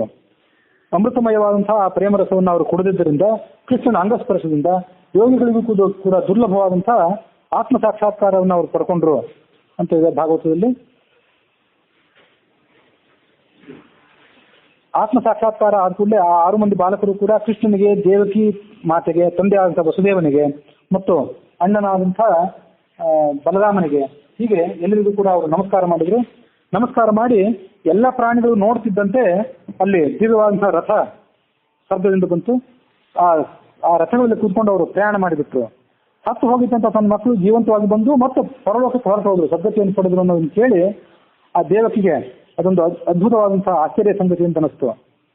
ಆಗ ಶುಕ ಹೇಳಿದ್ರು, ಪರೀಕ್ಷಿತ್ ರಾಜನೇ, ಇಂಥ ಅನೇಕ ಲೀಲೆಗಳನ್ನು ಕೃಷ್ಣ ತೋರಿಸಿದ್ದಾನೆ, ಇದೇನು ಹೊಸ ಲೀಲೆ ಅಲ್ಲ.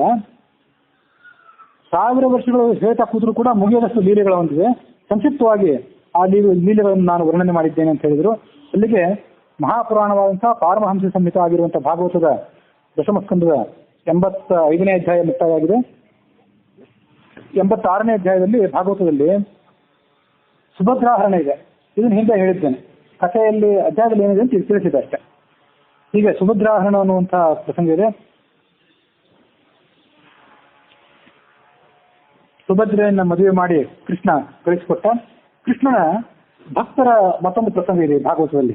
ಅದನ್ನ ಪರೀಕ್ಷಿತ್ ಮಹಾರಾಜನಿಗೆ ಶುಕಾಚಾರ್ಯ ವರ್ಣನೆ ಮಾಡಲಿಕ್ಕೆ ಪ್ರಾರಂಭ ಮಾಡಿದ್ರಂತೆ. ವಿದೇಹ ರಾಜ್ಯದ ರಾಜಧಾನಿ ಮಿಥಿಲಾ ನಗರ ಅಂತಿತ್ತು. ಅಲ್ಲೊಬ್ಬ ಗೃಹಸ್ಥನಾಂತ ಬ್ರಾಹ್ಮಣ ಇದ್ದ. ಅವನ ನಾಮ ಏನಂದ್ರೆ ಶ್ರುತದೇವ ಅಂತೇಳಿ. ಕೃಷ್ಣನ ದೊಡ್ಡ ಭಕ್ತ ಅವನು. ಕೃಷ್ಣನ ಅನುಗ್ರಹದಿಂದಾಗಿ ಆತ ಸಕಲ ಸಂಪತ್ತನ್ನು ಪಡ್ಕೊಂಡಿದ್ದ, ಜ್ಞಾನಿಯಾಗಿದ್ದ, ಶಾಂತನಾಗಿದ್ದ. ಗೃಹಸ್ಥಾಶಿನಿ ಆಗಿದ್ರು ಕೂಡ ಹೊಟ್ಟೆ ಹೊರಲಿಕ್ಕೆ ಯಾರು ಉದ್ಯೋಗ ಮಾಡ್ಬೇಕಲ್ಲ, ಯಾವ ಉದ್ಯೋಗನೂ ಮಾಡ್ತಿರ್ಲಿಲ್ಲ ಅಂತ. ಬರೋದಾದ್ರೆ ಹೇಗೋ ಬರ್ತದೆ ಅಂತಿದ್ದ. ಅಂತ ನಿಷ್ಠೆ ಇತ್ತು ಅವನಿಗೆ. ಯಾವ ವೇಳೆಗೆ ಏನು ಸಿಗ್ತದೋ ಅದನ್ನ ಜೀವನ ನಡೆಸ್ತಿದ್ದ. ಅಂತ ಅಪರೂಪದ ಭಕ್ತರ ವಿವರಣೆಯನ್ನ ನಾವು ನೋಡೋದು ಬಹಳ ಕಡಿಮೆ. ಅಂಥದ್ದು ಈ ಭಾಗವತದಲ್ಲಿ ನಾವು ವರ್ಣನೆಯನ್ನು ಅಂತ ನಾವು ನೋಡಿದ್ದೇವೆ. ನನಗೆ ಆಕಸ್ಮಿಕವಾಗಿ ನೆನಪಿಗೆ ಬಂದ ಸಂಗತಿ ಏನಂದ್ರೆ, ಡಿ ವಿ ಗುಂಡಪ್ಪ ಅವರು ಜ್ಞಾಪಕ ಚಿತ್ರಶಾಲೆ ಅಂತ ಹೇಳಿ ಕೆಲವು ಸಾಹಿತಿಗಳು, ಸಜ್ಜನರು, ಆಮೇಲೆ ರಾಜಕೀಯ ವ್ಯಕ್ತಿಗಳು ಹೀಗೆಲ್ಲರೂ ಕೆಲವು ಜೀವನ ಚರಿತ್ರೆಯನ್ನು ಬರೆದಿದ್ದಾರೆ.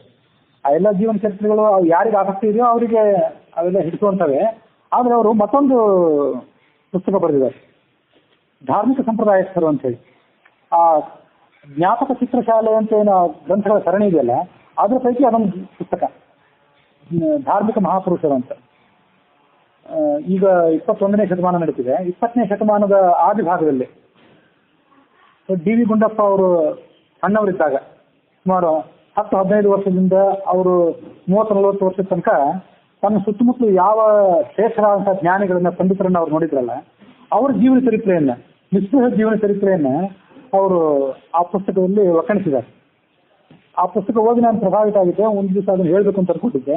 ಆಕಸ್ಮಿಕವಾಗಿ ಈ ಬ್ರಾಹ್ಮಣನ ನೆಪದಿಂದ ಅವ್ರ ಮಾತು ನೆನಪಿಗೆ ಬಂತು. ತ್ರಿಮತಸ್ಥರಾದಂಥ ಎಲ್ಲ ಪಂಡಿತರು, ವಿಶಿಷ್ಟಾದ್ವೈತ ಪಂಡಿತರು, ಅದ್ವೈತ ಪಂಡಿತರು ಮತ್ತು ದ್ವೈತ ಪಂಡಿತರು, ಹೀಗೆ 3 ಜನ ಪಂಡಿತರು ಆ 20ನೇ ಶತಮಾನದ ಆದಿ ಭಾಗದಲ್ಲಿ ಏನಿದ್ರಲ್ಲ, ಎಂಥ ನಿಸ್ಪೃಹ ಜೀವನವನ್ನು ನಡೆಸಿದ್ರು, ಎಷ್ಟು ದೊಡ್ಡ ಪಂಡಿತರಾಗಿದ್ರು. ಅಷ್ಟು ದೊಡ್ಡ ಪಂಡಿತರಾಗಿದ್ರು ಕೂಡ ಯಾವ ಜೀವನಕ್ಕಾಗಿ ಅವ್ರು ಬೇರೆ ಯಾವ ಉದ್ಯೋಗನೂ ಮಾಡ್ತಿರ್ಲಿಲ್ಲ. ಒಬ್ರು ಪಂಡಿತರು ಇದ್ರಂತ, ಅವ್ರ ಹೆಸರು ನನಗೆ ನೆನಪಿಗೆ ಬರ್ತಿಲ್ಲ.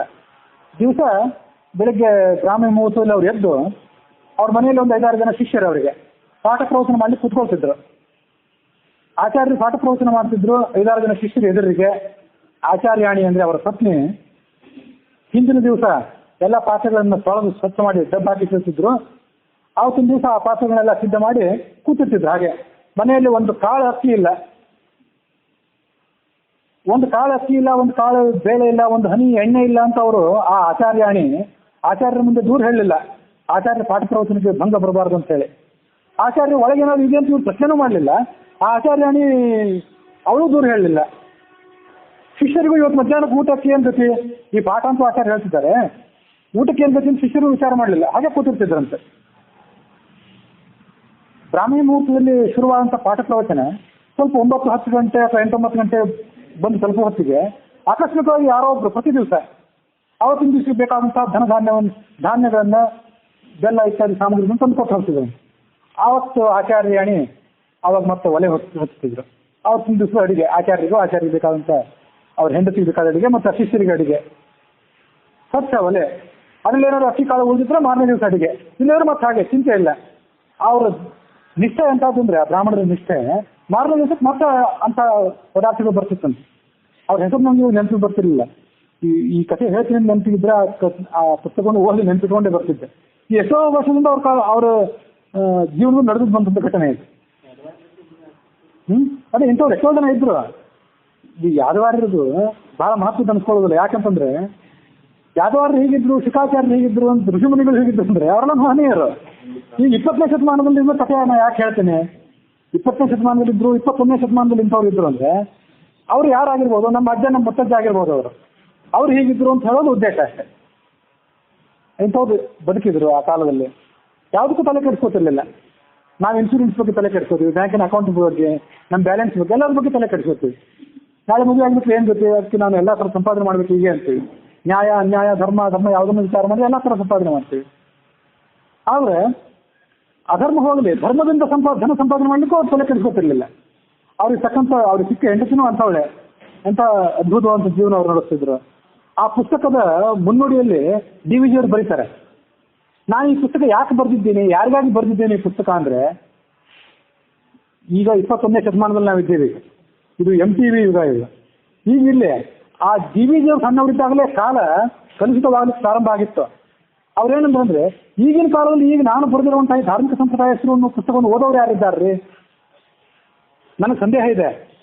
ಆದರೂ ನಾನು ಈ ಪುಸ್ತಕ ಬರೀತೇನೆ. ಯಾಕೆ ಅಂದರೆ ಇವತ್ತಿನ ಕಾರುಗಳು, ವಿಮಾನಗಳು, ನಮ್ಮ ದೂರವಾಣಿಗಳು ಇತ್ಯಾದಿ ಸುಖಭೋಗ ಸಾಮಗ್ರಿಗಳೇನಿದೆ ಇದ್ರ ನಡುವೆ ನಾವು ಕೊಚ್ಕೊಂಡು ಹೋಗಿದ್ದೇವೆ. ನಮಗೆ ನೆಮ್ಮದಿ ಇಲ್ಲದಂತಾಗಿದೆ. ಆದರೆ ನಮ್ಮ ಪೂರ್ವಜರು ಇಂಥದೊಂದು ನೆಮ್ಮದಿಯ ಬಾಳನ್ನು ಬದುಕಿದ್ರು. ಯಾವುದಕ್ಕಾಗೂ ಅವರು ಹಪಾಹಪಿ ಮಾಡಲಿಲ್ಲ, ಯಾವ ಕೀರ್ತಿಗಾಗಿ ಅವರು ತಹತಹಿಕೆ ಇರಲಿಲ್ಲ ಅವರಿಗೆ. ಇಂಥ ಒಂದು ಜೀವನ ಅವ್ರು ನಡೆಸಿದ್ರಲ್ಲ, ಆ ಜೀವನ ಅವ್ರು ಹೇಗೆ ನಡೆಸಿದ್ರು ಅಂತ ನಾವು ಬರೇ ಓದಿ ತಿಳ್ಕೊಂಡ್ರೆ, ಅವರು ಏನು ಅಖಂಡವಾದಂಥ ನೆಮ್ಮದಿಯನ್ನು ಪಡ್ಕೊಂಡ್ರಲ್ಲ, ಅವರ ಒಂದು ತುಣುಕು ನಮಗೆ ಸಿಗಬಹುದೇನೋ. ಅದಕ್ಕಾಗಿ ಈ ಪುಸ್ತಕ ಬರೀತೀನಿ. ಯಾರು ಕೆಲವರು ಒಂದಿಬ್ಬರು ಜನ ಈ ಪುಸ್ತಕವನ್ನು ಓದಿದ್ರು ಸಾಕು. ಅಂಥ ಒಂದು ಅದ್ಭುತ ಜೀವನವನ್ನು ನಡೆಸಿದಂಥ ಜ್ಞಾನಿಗಳ ಜೀವನ ನಮಗೊಂದು ದಾರಿದೀಪವಾಗಲಿ, ನಮ್ಮ ಬಾಳಿಗೆ ಬೆಳಕಾಗಲಿ ಎಂದು DVG ಅವರು ಬರೆದು. ಹಾಗೆ ಆ ಬ್ರಾಹ್ಮಣ ಶ್ರುತದೇವ ಅಂತ ಏನು ಬ್ರಾಹ್ಮಣ ಇದ್ದ, ಗೃಹಸ್ಥಾಶ್ರಮಿ ಆಗಿದ್ದ. ಎಲ್ಲರೂ ಇಲ್ಲಿ ನೀವು ಎಲ್ಲರೂ ಗೃಹಸ್ಥಾಶ್ರಮಿಗಳಾಗಿದ್ದೀವಿ. ಅದಂತೂ ಅವನು ನಡೆಸ್ತಿದ್ದ. ಏನು ಚಿಂತೆ ಇರಲಿಲ್ಲ ಅವನಿಗೆ, ಯಾವ ಜೀವನವನ್ನು ಮಾಡ್ತಿರ್ಲಿಲ್ಲಂತೆ. ಆ ಸಮಯಕ್ಕೆ ಏನು ಸಿಗ್ತಿತ್ತೋ ಅದರಿಂದ ಅವನ ಅಡಿಗೆ, ಒಂದು ಊಟ, ಚಿಂತೆ ಇರಲಿಲ್ಲ ಅವನಿಗೆ. ಒಂದು ದಿನಕ್ಕಾಗುವಷ್ಟು ಕೂಡಿಡ್ತಿರ್ಲಿಲ್ಲ. ದುಡ್ಡನ್ನು ಬ್ಯಾಂಕ್ನಲ್ಲಿ ಕೂಡಿಡೋದು ಹೋಗಲಿ, ಧನಧಾನ್ಯಗಳನ್ನ ತನ್ನ ಮನೆಯಲ್ಲಿ ಕೂಡ ಅವನು ಕೂಡಿಡ್ತಿರ್ಲಿಲ್ಲ. ಅಷ್ಟು ನಿಷ್ಠವಾದಂಥ ಜೀವನ. ಆ ದೇಶದ ರಾಜನು ಕೂಡ ಹಾಗೆ ಇದ್ದಂತೆ. ರಾಜ ಬೇಕಾದ ಸಂಪದ್ಭರಿತನಾಗಿದ್ದ, ಆದರೂ ಕೂಡ ಆತನು ಈ ಬ್ರಾಹ್ಮಣನಿಗೆ ಸದಸ್ಯನಾದಷ್ಟೇ ಭಕ್ತನಾಗಿದ್ದ, ವಿರಕ್ತನಾಗಿದ್ದ. ಅವನು ಕೂಡ ಬಹುಭಾಷಾ ಎಂಬ ಹೆಸರಿನಿಂದ ಪ್ರಸಿದ್ಧನಾಗಿದ್ದ. ಸ್ವಲ್ಪ ದುರಹಂಕಾರನೂ ಇರಲಿಲ್ಲ ಅವನಿಗೆ, ಅಷ್ಟು ದೊಡ್ಡ ರಾಜನಾದರೂ ಕೂಡ. ಇಬ್ಬರು ಕೃಷ್ಣನಿಗೆ ದೊಡ್ಡ ಭಕ್ತರು. ಕೃಷ್ಣ ಅವರಿಬ್ಬರನ್ನು ನೋಡಿ ಒಂದೇ ಕಾಲದಲ್ಲಿ ಅವರಿಗೆ ಅನುಗ್ರಹ ಮಾಡಬೇಕು ಅಂತ ಅಪೇಕ್ಷೆ ಬಂತಂದು ಕೃಷ್ಣನಿಗೆ. ರಥವನ್ನೇರಿ ಮಿಥಿಲಾಪಟ್ಟಣಕ್ಕೆ ಬಂದ್ಬಿಟ್ಟ. ಆ ಕೃಷ್ಣನ ಹಿಂದೆ ದೊಡ್ಡದೊಂದು ಬ್ರಾಹ್ಮಣರ ಋಷಿಗಳ ಮೇಳ. ನಾರದ, ವಾಮದೇವ, ಅತ್ರಿ, ವೇದವ್ಯಾಸ, ಪರಶುರಾಮ, ಅಜಿತ, ಆರುಣಿ, ಕಣ್ವ, ಮೈತ್ರೇಯ, ಚವನ ಮೊದಲಾದ ಋಷಿಗಳು ಮಿಥಿಲಾಪಟ್ಟಣಕ್ಕೆ ಹೊರಟುಬಿಟ್ರು. ನಾನು ಹೊರಟಿದ್ದೆ ಅಲ್ಲಿ ಅಂತ ಹೇಳಿದರು. ಯಾರು? ಶುಕಾಚಾರ್ಯ ಹೇಳಿದರು.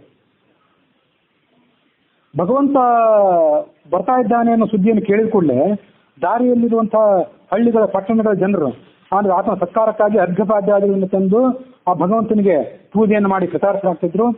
ಅನರ್ಥ, ಧನ್ವ, ಕುರುಜಾಂಗಲ, ಕಂಕ, ಮತ್ಸ್ಯ, ಪಾಂಚಾಲ, ಕುಂತಿ, ಮಧು, ಕೈಕಯ, ಕೋಸಲ, ಅರಣ ಮೊದಲಾದ ದೇಶಗಳನ್ನ ದಾಟಿ ಮಿಥಿಲಾಪಟ್ಟಣಕ್ಕೆ ಕೃಷ್ಣ ಹೋದ. ಎಷ್ಟು ಕೃಷ್ಣನ ಸೌಂದರ್ಯವನ್ನ ಮಾಧುರ್ಯವನ್ನು ಪಾನ ಮಾಡಿದ್ರು ಕೂಡ ಯಾವ ಭಕ್ತರಿಗೂ ಸಮಾಧಾನ ಆಗಲಿಲ್ಲ. ಆ ಕೃಷ್ಣನ ದರ್ಶನದಿಂದಾಗಿ ಅವರಲ್ಲಿದ್ದಂಥ ಅಜ್ಞಾನದ ಕೊಡ ಏನಿತ್ತು ಆ ಕೊಡ ಎಲ್ಲ ಒಡೆದು ಹೋಯಿತು.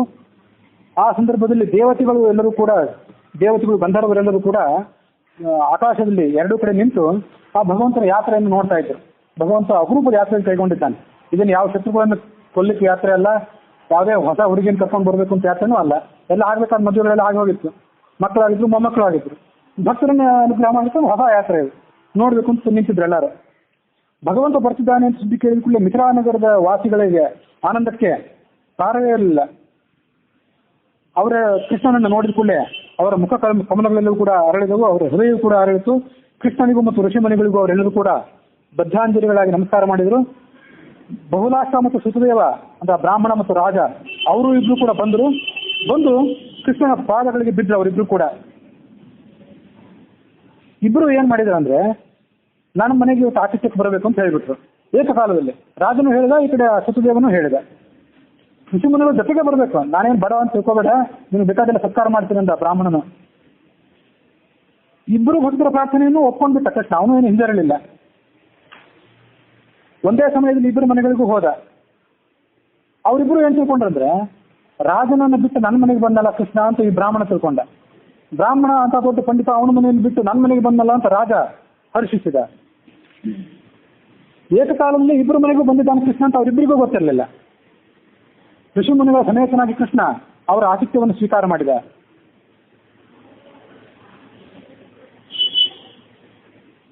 ಆ ಬಹುಲಾಶ್ವ ರಾಜ ಆ ಎಲ್ಲ ಮುನಿಗಳನ್ನ ಮತ್ತು ಕೃಷ್ಣನನ್ನ ಶ್ರೇಷ್ಠವಾದಂತಹ ಸಿಂಹಾಸನಗಳಲ್ಲಿ ಕೂಡಿಸಿದ.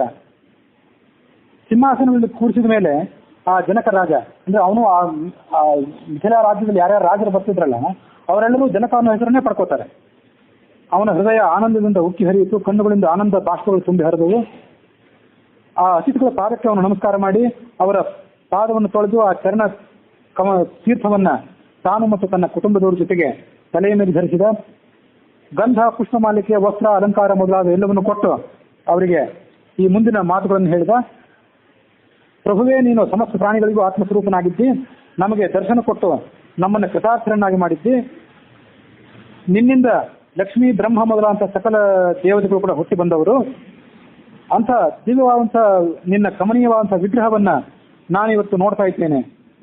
ನೀನು ನಿನ್ನ ಭಕ್ತರ ಮೇಲಿನ ವಾತ್ಸಲ್ಯವನ್ನೇನು ಇಟ್ಟಿದ್ಯಲ್ಲ, ಇಂಥ ಅದ್ಭುತ ಆ ವಾತ್ಸಲ್ಯ ಯಾವ ಪ್ರಮಾಣದ್ದು, ಎಷ್ಟರ ಮಟ್ಟಿನದ್ದು ಅನ್ನೋದನ್ನ ನಾವೇನು ವರ್ಣನೆ ಮಾಡುವರಿದ್ದೇವೆ. ಯದುವಂಶದಲ್ಲಿ ಹುಟ್ಟಿದಿ ನೀನು. ಯಾಕೆ ಹುಟ್ಟಿದೆ ಅಂದ್ರೆ, ಹುಟ್ಟು ಸಾವುಗಳು ಅನ್ನುವಂಥ ಚಕ್ರದಲ್ಲಿ ಸಿಲುಕಿ ಬಿದ್ದಿದ್ದಾರಲ್ಲ ಈ ಮನುಷ್ಯರು, ಅವರನ್ನು ಎತ್ತಿ ಹಿಡಿಯೋದಕ್ಕಾಗಿ ನೀನು ಹುಟ್ಟಿದ್ದಿ. ಅತ್ಯಂತ ಮಹಿಮನಾದಂತಹ ನಾರಾಯಣ ಋಷಿ ಸ್ವರೂಪನಾದವನು ನೀನು. ನಿನಗೆ ನಾನು ನಮಸ್ಕಾರ ಮಾಡ್ತೇನೆ. ನಮ್ಮ ವಂಶವನ್ನ ನೀನು ಪವಿತ್ರವನ್ನಾಗಿ ಮಾಡು. ಅದಕ್ಕಾಗಿ ನಮ್ಮ ವಂಶದಲ್ಲಿ ಈ ನಮ್ಮ ಅರಮನೆಯಲ್ಲಿ ಸ್ವಲ್ಪ ದೀರ್ಘಕಾಲ ಇಲ್ಲೇ ಇರು, ಬೇಗ ಅವಸರದ ಕೆಲಸ ಇದೆ ಅಂತ ಹೊರಟು ಹೋಗ್ಬೇಡ, ಇಲ್ಲೇ ಇರು ಅಂದ್ರು ಆ ರಾಜರು. ಹೀಗೆ ಆ ರಾಜನ ಪರಿವಾರದವರಿಗೆ, ಅವನ ಬಂಧು ಮಿತ್ರನಿಗೆ ಕಲ್ಯಾಣ ಮಾಡುವುದಕ್ಕಾಗಿ ಕೃಷ್ಣ ಅಲ್ಲೇ ಉಳಿದ ಅವನ ಅರಮನೆಯಲ್ಲೇ. ಇದು ರಾಜನ ಕಥೆ ಆಯ್ತು. ಈ ಕಡೆ ಬಹುಲಾಶ್ ಸುತದೇವ ಅಂತ ಬ್ರಾಹ್ಮಣ ಇದ್ನಲ್ಲ, ಅವನ ಕಥೆ ಏನಂದ್ರೆ, ಕೃಷ್ಣನನ್ನ ತನ್ನ ಜೊತೆಗೇನೆ ಕರ್ಕೊಂಡು ಹೋದ. ಅವರಿಬ್ರು ಕೃಷ್ಣ ಬರುವಾಗ ರಾಜ ಮತ್ತು ಬ್ರಾಹ್ಮಣ ಇಬ್ರು ಕೂಡ ಅವನು ಸ್ವಾಗತ ಮಾಡಿದ್ರು, ನಮ್ಮ ಮನೆಗೆ ಬಾ ಅಂದಿದ್ರು. ಕೂಡಲೇ ಕೃಷ್ಣ ಅಲ್ಲೆಲ್ಲ ಹೊರಟು ಬಿಟ್ಟಿದ್ದ. ಒಂದು ರೂಪದಿಂದ ರಾಜನ ಮನೆಗೆ ಹೋದ, ಮತ್ತೊಂದು ರೂಪದಿಂದ ಆ ಬ್ರಾಹ್ಮಣನ ಮನೆಗೆ ಹೋದ. ಆ ಬ್ರಾಹ್ಮಣನಿಗೆ ಎಷ್ಟು ಸಂತೋಷ ಆಗಿತ್ತಂದ್ರೆ, ಆ ಋಷಿಗಳನ್ನ ಮತ್ತು ಕೃಷ್ಣನ ತನ್ನ ಮನೆ ಕರ್ಕೊಂಡು ಬಂದಿದ್ದಲ್ಲ. ಧುನ್ವನ್ ವಾಸೋ ನನತ್ತಃ ಅಂತ ಹೇಳ್ತದೆ ಭಾಗವತ. ಆನಂದ ತುಂಬಿಲಾಗಿ ತಾನು ಹೊದ್ದಂತ ಬಟ್ಟೆಯನ್ನ ಗಾಳಿಗೆ ತೂರಿ ಬಿಟ್ಟಂತೆ. ತೂರಿ ನರ್ತನ ಮಾಡಲಿಕ್ಕೆ ಶುರು ಮಾಡಿದ್ವಿ. ನಮಗೆ ಅಂತ ಅದ್ಭುತವಾದಂಥ ಭಕ್ತಿ ಪರಿಚಯವೇ ಇಲ್ಲ, ಭಕ್ತಿ ಪರವಶದ ಪರಿಚಯವೂ ಇಲ್ಲ. ಹಾಗೆ ಯಾರು ನರ್ತನ ಮಾಡ್ಲಿಕ್ಕೆ ಶುರು ಮಾಡುವರು, ಇದೇನು ಢೋಂಗಿ ಇರುತ್ತೆ ಅಂತ ಅವ್ರನ್ನೇ ಅಪಹಾಸ್ಯ ಮಾಡ್ತೇವೆ. ಇದು ಆತನ ಭಕ್ತಿ. ಪರಮಾತ್ಮ ನನ್ನ ಮನೆಗೆ ಬಂದಲ್ಲ, ಅದು ತಾನೊಬ್ಬನೇ ಬಂದಿಲ್ಲ ಅಂತ ಹಿರಿಯ ಭಾಗವತರನ್ನು ಕರ್ಕೊಂಡು ಬಂದಲ್ಲ ಅಂತೇಳಿ ಧುನ್ವನ್ ವಾಸೋ ನನರ್ತಃ, ತಾನು ಹೊದ್ದಂತ ಬಟ್ಟೆಯನ್ನ ಆನಂದ ಸುಂದರನಾಗಿ ಆಕಾಶದಲ್ಲಿ ಹಾರಿಸಿ ಆತ ಕುಣಿದಾಡಿಬಿಟ್ಟ ಅಂತ ಹೇಳ್ತದೆ ಭಾಗವತ. ಅವರನ್ನೆಲ್ಲರನ್ನು ಮನೆಯ ಮೇಲೆ ಕೂಡಿಸಿದ, ದರ್ಭಾಸನದ ಮೇಲೆ ಕೂಡಿಸಿದ, ಕೃಷ್ಣಾರ್ಜುನನ ಮೇಲೆ ಕೂಡಿಸಿದ. ಯಾಕಂದ್ರೆ ಅವನು ಸಾಧಾರಣ ಬ್ರಾಹ್ಮಣನೇ ಆಗಿತ್ತು, ಸಿಂಹಾಸನ ಕೊಡೋ ಶಕ್ತಿ ಇದ್ದಿದ್ದಿಲ್ಲ ಅವನಿಗೆ. ಮತ್ತು ಅವ್ರ ಪಾದಗಳನ್ನು ತೊಳೆದ. ಅವರಿಗೆ ಆ ಪಾದವನ್ನ ತಾನು ಮತ್ತು ತನ್ನ ಕುಟುಂಬದವರ ಜೊತೆಗೆ ಅದನ್ನು ಪ್ರೋಕ್ಷಣೆ ಮಾಡಿಕೊಂಡ. ತನ್ನಲ್ಲಿ ಸಿಗುವಂತಹ ಸರಳವಾದ ಸಾಮಗ್ರಿಗಳು, ಶುದ್ಧೋದಕ, ಸುವಾಸನೆ, ಮೃತ್ತಿಕೆ, ಅಲ್ಲಿ ಬೇಕಾದಂಥ ರಾಜನ ಮನೆಯಲ್ಲಿ ಬೇಕಾದಂಥ ಸಾಮಗ್ರಿಗಳೆಲ್ಲ ಇತ್ತು. ಇದು ತೀರಾ ಸಾಧಾರಣವಾದ ಸಾಮಗ್ರಿಗಳಿತ್ತು. ಅದನ್ನೇ ದರ್ಭೆ, ಕಮಲ, ತುಳಸಿ, ಮೃತ್ತಿಕೆ, ಅವನ ಬ್ರಾಹ್ಮಣನ ಮನೆ ಮತ್ತೇನು ಸಿಗಬೇಕು, ಅದನ್ನೇ ಕೃಷ್ಣನಿಗೆ ಅರ್ಪಣೆ ಮಾಡಿದ. ಭಗವಂತನೇ, ಗೃಹಸ್ಥಾಶ್ರಮ ಅನ್ನುವಂಥ ಕತ್ತಲೆಯ ಬಾವಿಯಲ್ಲಿ ನಾನು ಇವತ್ತು ಬಿಟ್ಟಿದ್ದೇನೆ. ನನಗೆ ನಿನ್ನಂಥ ಜಗದೊಡೆಯನ ಪಾದಗಳ ಸೇವೆ ಮಾಡುವಂಥ ಅವಕಾಶ ಈಗ ಸಿಕ್ಕಿದೆ. ಅದಲ್ಲದೆ ನಿನ್ನ ಮಹಾಭಕ್ತರ ಸೇವೆ ಮಾಡುವಂಥ ಭಾಗ್ಯವೂ ಸಿಕ್ಕಿದೆ ಅಂತ ಹೇಳ್ಕೊಂಡ ಅವನು. ಅಂತ ಜ್ಞಾನಿ ಆದಂಥವನಿಗೆ ಈ ಗೃಹಸ್ಥಾಶ್ರಮ ಅನ್ನೋದೇನು ಅದು ಬಾವಿ ಅಂತೂ ಇರಲಿಲ್ಲ. ನಮ್ಮಂಥವರಿಗೆ ಗೃಹಸ್ಥಾಶ್ರಮದಲ್ಲಿ ನಾವು ಬಾವಿ ಬಿದ್ದರೆ ಅದು ತಳ ಸಿಳಿಯೋದಂಥ ಬಾವಿ, ನಮಗೆ ಕತ್ತಲಿಂದ ಕೂಡಿದಂಥ ಬಾವಿ. ಅವನು ಇದ್ದಂಥ ಗೃಹಸ್ಥಾಶ್ರಮ ಬಾವಿ ಏನಾಗಿರಲಿಲ್ಲ. ಅಂತ ಜ್ಞಾನಿಯೇ ಅವನಾಗಿದ್ದ. ಆದರೂ ಕೂಡ ಅಂಥವನು ಕೂಡ ಗೃಹಸ್ಥಾಶ್ರಮ ಅನ್ನುವಂಥ ಕಗ್ಗತ್ತಲೆಯ ಬಾವಿಯಲ್ಲಿ ನಾನು ಬಿದ್ದಿದ್ದೇನೆ ಅಂತ ಹೇಳ್ಕೊಂಡ. ಅವನು ಬಿದ್ದಿರಲಿಲ್ಲ, ಬಿದ್ದವರು ನಾವು ಅಂತ ಅವನು ನಮ್ಮಂಥವ್ರಿಗೆ ನೆನಪು ಮಾಡ್ಕೊಡ್ತಾನಷ್ಟೇ. ತತರ್ಕಯಾಮಾಸ ಕುತೋ ಮಮಾನ್ವ ಭೂಹು ಗೃಹಾಂಧಕೂಪೆ ಪತಿತಸ್ಯ ಸಂಗಮಃ. ಗೃಹ ಅಂದ್ರೆ ಗೃಹಸ್ಥಾಶ್ರಮ ಅನ್ನುವಂಥ ಅಂಧಕೂಪದಲ್ಲಿ ಕಗ್ಗತ್ತಲೆಯ ಬಾವಿಯಲ್ಲಿ ಬಿದ್ದಿದ್ದೇನಲ್ಲ, ನನಗಿಂಥ ಸೌಭಾಗ್ಯ ಹೇಗೆ ದೊರೆಯಿತು ಅಂದ್ರೆ ಕೃಷ್ಣನ ಕೃಪಾ ವಿಶೇಷದಿಂದ ದೊರೆಯಿತು ಅಂತ ಅದನ್ನು ಆತ ನೆನಪು ಮಾಡ್ಕೊಂಡ. ಕೃಷ್ಣನನ್ನ ಪರಿಪರಿಯಾಗಿ ಮುಂದೆ ಹೇಳುವಂತ ಸ್ತೋತ್ರ ಮಾಡಿದ. ಅನಾದಿ ಕಾಲದಿಂದಲೂ ನಿನ್ನನ್ನು ನಾವು ನೋಡ್ತಿದ್ದೇವೆ. ಅವನೇ ಸಾಧಾರಣ ಭಕ್ತ ಆಗಿರಲಿಲ್ಲ, ಇವತ್ತು ಕೃಷ್ಣನ ನೋಡಿದವನಲ್ಲ ಅವನು. ಇದೇ ಮೊದಲಾಗಿ ನಾನು ನಿನ್ನ ನೋಡ್ತಿಲ್ಲ, ಅನಾದಿ ಕಾಲದಿಂದ ನಿನ್ನ ದರ್ಶನ ಮಾಡ್ತಾನೆ ಇದ್ದೇವೆ. ಆವತ್ತಿಂದಲೂ ಕೂಡ ನಿನ್ನ ಮಹಿಮೆಗಳನ್ನು ನೋಡ್ತಾ ಇದ್ದೇವೆ. ಆದರೂ ಆ ಮಹಿಮೆಗಳನ್ನು ನೋಡಿ ನಮಗೆ ಸಾಕಾಯಿತು ಅಂತಿಲ್ಲ, ಇವತ್ತಿಗೂ ಹೊಸದಾಗಿ ಆ ಮಹಿಮೆಗಳು ಕಾಣಿಸ್ತಾ ಇವೆ. ಮಲಗಿರುವಂತಹ ಮನುಷ್ಯನೊಬ್ಬ ಆ ಸ್ವಪ್ನದಲ್ಲಿ ನಾನಾ ಥರದ ಸಂಗತಿಗಳನ್ನು ಕಾಣ್ತಾನೆ. ತಾನೇನು ಕೋಟಿಪತಿ ಆಗಿರುವಂತೆ ಕಾಣ್ತಾನೆ, ರಾಜನಾಗಿರುವಂತೆ ಕಾಣ್ತಾನೆ, ಮಂತ್ರಿ ಆಗಿರುವಂತೆ ಕಾಣ್ತಾನೆ, ಸುಖ ದುಃಖಗಳನ್ನು ಅನುಭವಿಸ್ತಿರುವಂತೆ ಕಾಣ್ತಾನೆ. ಹೇಗೋ ಹಾಗೆ ನಿನ್ನ ಮಾಯೆಯಿಂದ ನಾವೆಲ್ಲರೂ ಜೀವಾತ್ಮರು ಈ ಜಗತ್ತಿನಲ್ಲಿ ನಾವೇನೇನೋ ತಿಳ್ಕೊಂಡಿದ್ದೇವೆ. ನಾನು ಹಾಗಿದ್ದೇನೆ, ಹೀಗಿದ್ದೇನೆ, ಇಂಥ ಪದವಿಯಲ್ಲಿದ್ದೇನೆ, ಹೀಗೆ ಪಂಡಿತನಾಗಿದ್ದೇನೆ, ಇಂಥವನಾಗಿದ್ದೇನೆ ನಾವು ತಿಳ್ಕೊತೀವಿ ಅಷ್ಟೇ, ಭ್ರಮಾತ್ಮಕವಾಗಿ ತಿಳ್ಕೊತೀವಿ. ಯಾವ ಜನರು ನಿನ್ನ ಲೀಲಾ ಪ್ರಸಂಗಗಳನ್ನು ಕೇಳ್ತಾರೋ, ಪರಸ್ಪರವಾಗಿ ಕೂತ್ಕೊಂಡು ಆ ಲೀಲಾ ಪ್ರಸಂಗಗಳನ್ನು ಹಂಚಿಕೋತಾರೋ ಅಂಥವರಿಗೆ ಮಾತ್ರ ಹೃದಯ ಸ್ಫಟಿಕದಂತೆ ಶುದ್ಧ ಆಗ್ತದೆ. ಅದು ಬಿಟ್ಟರೆ ಉಳಿದವರೆಲ್ಲರೂ ಕೂಡ ಮೋಹದಿಂದ ಕವಿದು ಹೋಗಿಬಿಡ್ತಾರೆ. ಅವರು ಆ ಮೋಹದಿಂದ ಮೇಲೆದ್ದು ಬರಲಿಕ್ಕೆ ಸಾಧ್ಯವಿಲ್ಲ. ಸಮಸ್ತರ ಹೃದಯದಲ್ಲಿ ನೀನು ಇದ್ದೇ ಹೌದು, ಆದರೆ ಜ್ಞಾನಿಗಳಾದವರಿಗೆ ನೀನು ಸುಲಭವಾಗಿ ತಿಳಿಯುವಂಥವನು, ಅಜ್ಞಾನಿಗಳಾದವರಿಗೆ ಚಂಚಲ ಸ್ವಭಾವ ಇದ್ದವರಿಗೆ ನೀನು ಸುಲಭವಾಗಿ ಸಿಗುವಂಥವನೇ ಅಲ್ಲ. ಅಧ್ಯಾತ್ಮವನ್ನು ತಿಳಿದಂತಹ ಜ್ಞಾನಿಗಳಿಗೆ ನೀನು ಆತ್ಮಸ್ವರೂಪನಾಗಿದ್ದಿ, ಅವರ ಹೃದಯದ ಕಮಲದಲ್ಲಿ ನೀನು ಬೆಳಗ್ತಾ ಇರ್ತಿ, ಜಗನ್ನಿಯಾಮಕನಾಗಿದ್ದಿ. ನಿನಗೆ ನಾನು ನಮಸ್ಕಾರ ಮಾಡ್ತೇನೆ. ನಿನ್ನ ದಿವ್ಯ ದರ್ಶನ ಆದ ಕೂಡಲೇ ನಮ್ಮ ಸಮಸ್ತ ಪಾಪಗಳು ದೂರ ಆಗಿವೆ ಅಂತ ಹೀಗೆಲ್ಲ ಹೇಳಿದ ಮೇಲೆ ಕೃಷ್ಣ ಏನ್ ಮಾಡಿದ ಅಂದ್ರೆ ಆ ಬ್ರಾಹ್ಮಣನ ಎರಡು ಕೈಗಳನ್ನ ತನ್ನ ಕೈಯಲ್ಲಿ ಹಿಡ್ಕೊಂಡು ಈ ಮುಂದಿನ ಹೇಳಿದಂತೆ, ಕೃತವ್ಯವನೇ, ನಾನು ಇಲ್ಲಿಗೆ ಬಂದದ್ದು ನಿನ್ನನ್ನು ಅನುಗ್ರಹ ಮಾಡೋದಕ್ಕಾಗಿ. ನನ್ನ ಜೊತೆಗೆ ಋಷಿಗಳ ದೊಡ್ಡ ಮೇಳವೂ ಕೂಡ ಬಂದಿದೆ. ಎಲ್ಲರೂ ನಿನ್ನನ್ನು ಅನುಗ್ರಹ ಮಾಡಬೇಕು ಅಂತ ಇಲ್ಲಿಗೆ ಬಂದಿದ್ದೇವೆ.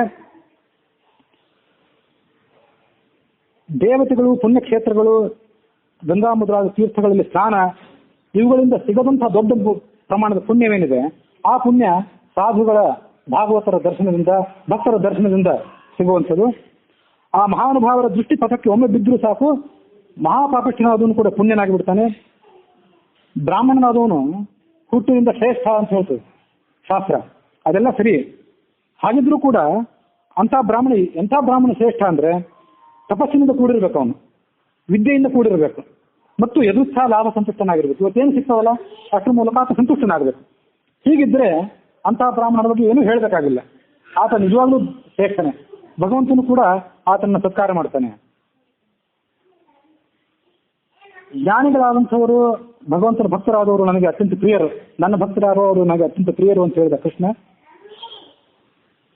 ದುರ್ಬುದ್ಧಿಯ ಮನುಷ್ಯರು ಯಾರು ಸಜ್ಜನರು, ಯಾರು ಭಾಗವತರು ಅನ್ನುವಂಥ ಸಂಗತಿಯನ್ನು ತಿಳ್ಕೊಳ್ಳೋದಿಲ್ಲ. ಅವ್ರಿಗೆಲ್ಲ ಕಡೆ ದೋಷಗಳೇ ಕಾಣಿಸ್ತವೆ. ಭಗವದ್ಭಕ್ತರಾದವರನ್ನ, ಜ್ಞಾನಿಗಳನ್ನ, ಈಶ್ವರನ ಭಕ್ತರನ್ನ ಅವರು ಕಡೆಗಣಿಸ್ತಾರೆ. ಎಲ್ಲ ಕಡೆ ದೋಷವೇ ಕಾಣಿಸ್ತದೆ ಅವರಿಗೆ. ಅಂಥವರಿಗೆ ನಾನು ಯಾವತ್ತೂ ಕೂಡ ದೂರವೇ, ನಾನು ಅವರಿಗೆ ಸಿಗೋದಿಲ್ಲ.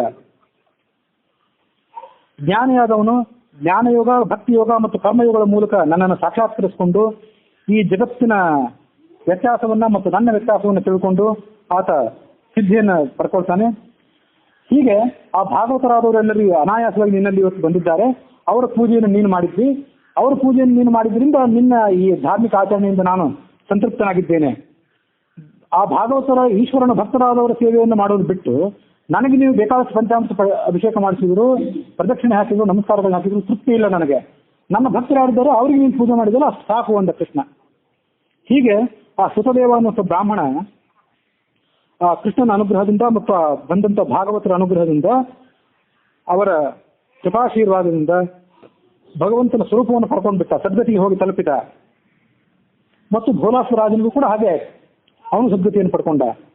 ಪರೀಕ್ಷಿತನೇ ಶುಕಾಚಾರ್ಯ ಹೇಳಿದರು, ಹೀಗೆ ಭಕ್ತ ಭಗವಂತನಲ್ಲಿ ಎಂಥ ಭಕ್ತಿಯನ್ನು ತೋರಿಸ್ತಾನೋ ಅಂಥ ಭಕ್ತಿಯನ್ನೇ, ಅಂಥ ಪ್ರೇಮವನ್ನೇ ಭಗವಂತನು ಕೂಡ ಭಕ್ತರ ವಿಷಯದಲ್ಲಿ ತೋರಿಸ್ತಾನೆ ಅನ್ನೋ ಸಂಗತಿಯನ್ನು ತೋರಿಸೋದಕ್ಕಾಗಿ ಕೃಷ್ಣ ಏಕಕಾಲದಲ್ಲಿ ಅತ್ಯಂತ ಶ್ರೀಮಂತನಾದಂಥ ರಾಜನೇ ಆದಂಥ ಒಬ್ಬ ಭಕ್ತ, ಕಡುಬಡವನಾದಂಥ ಮತ್ತೊಬ್ಬ ಭಕ್ತ, ಇಬ್ಬರನ್ನು ಕೂಡ ಸಮಾನವಾಗಿ ಪರಿಗಣಿಸಿ ಕೃಷ್ಣ ಹೋದ ಅನ್ನುವಂಥ ನಿದರ್ಶನವನ್ನು ನಿನಗೆ ಹೇಳಿದ್ದೇನೆ.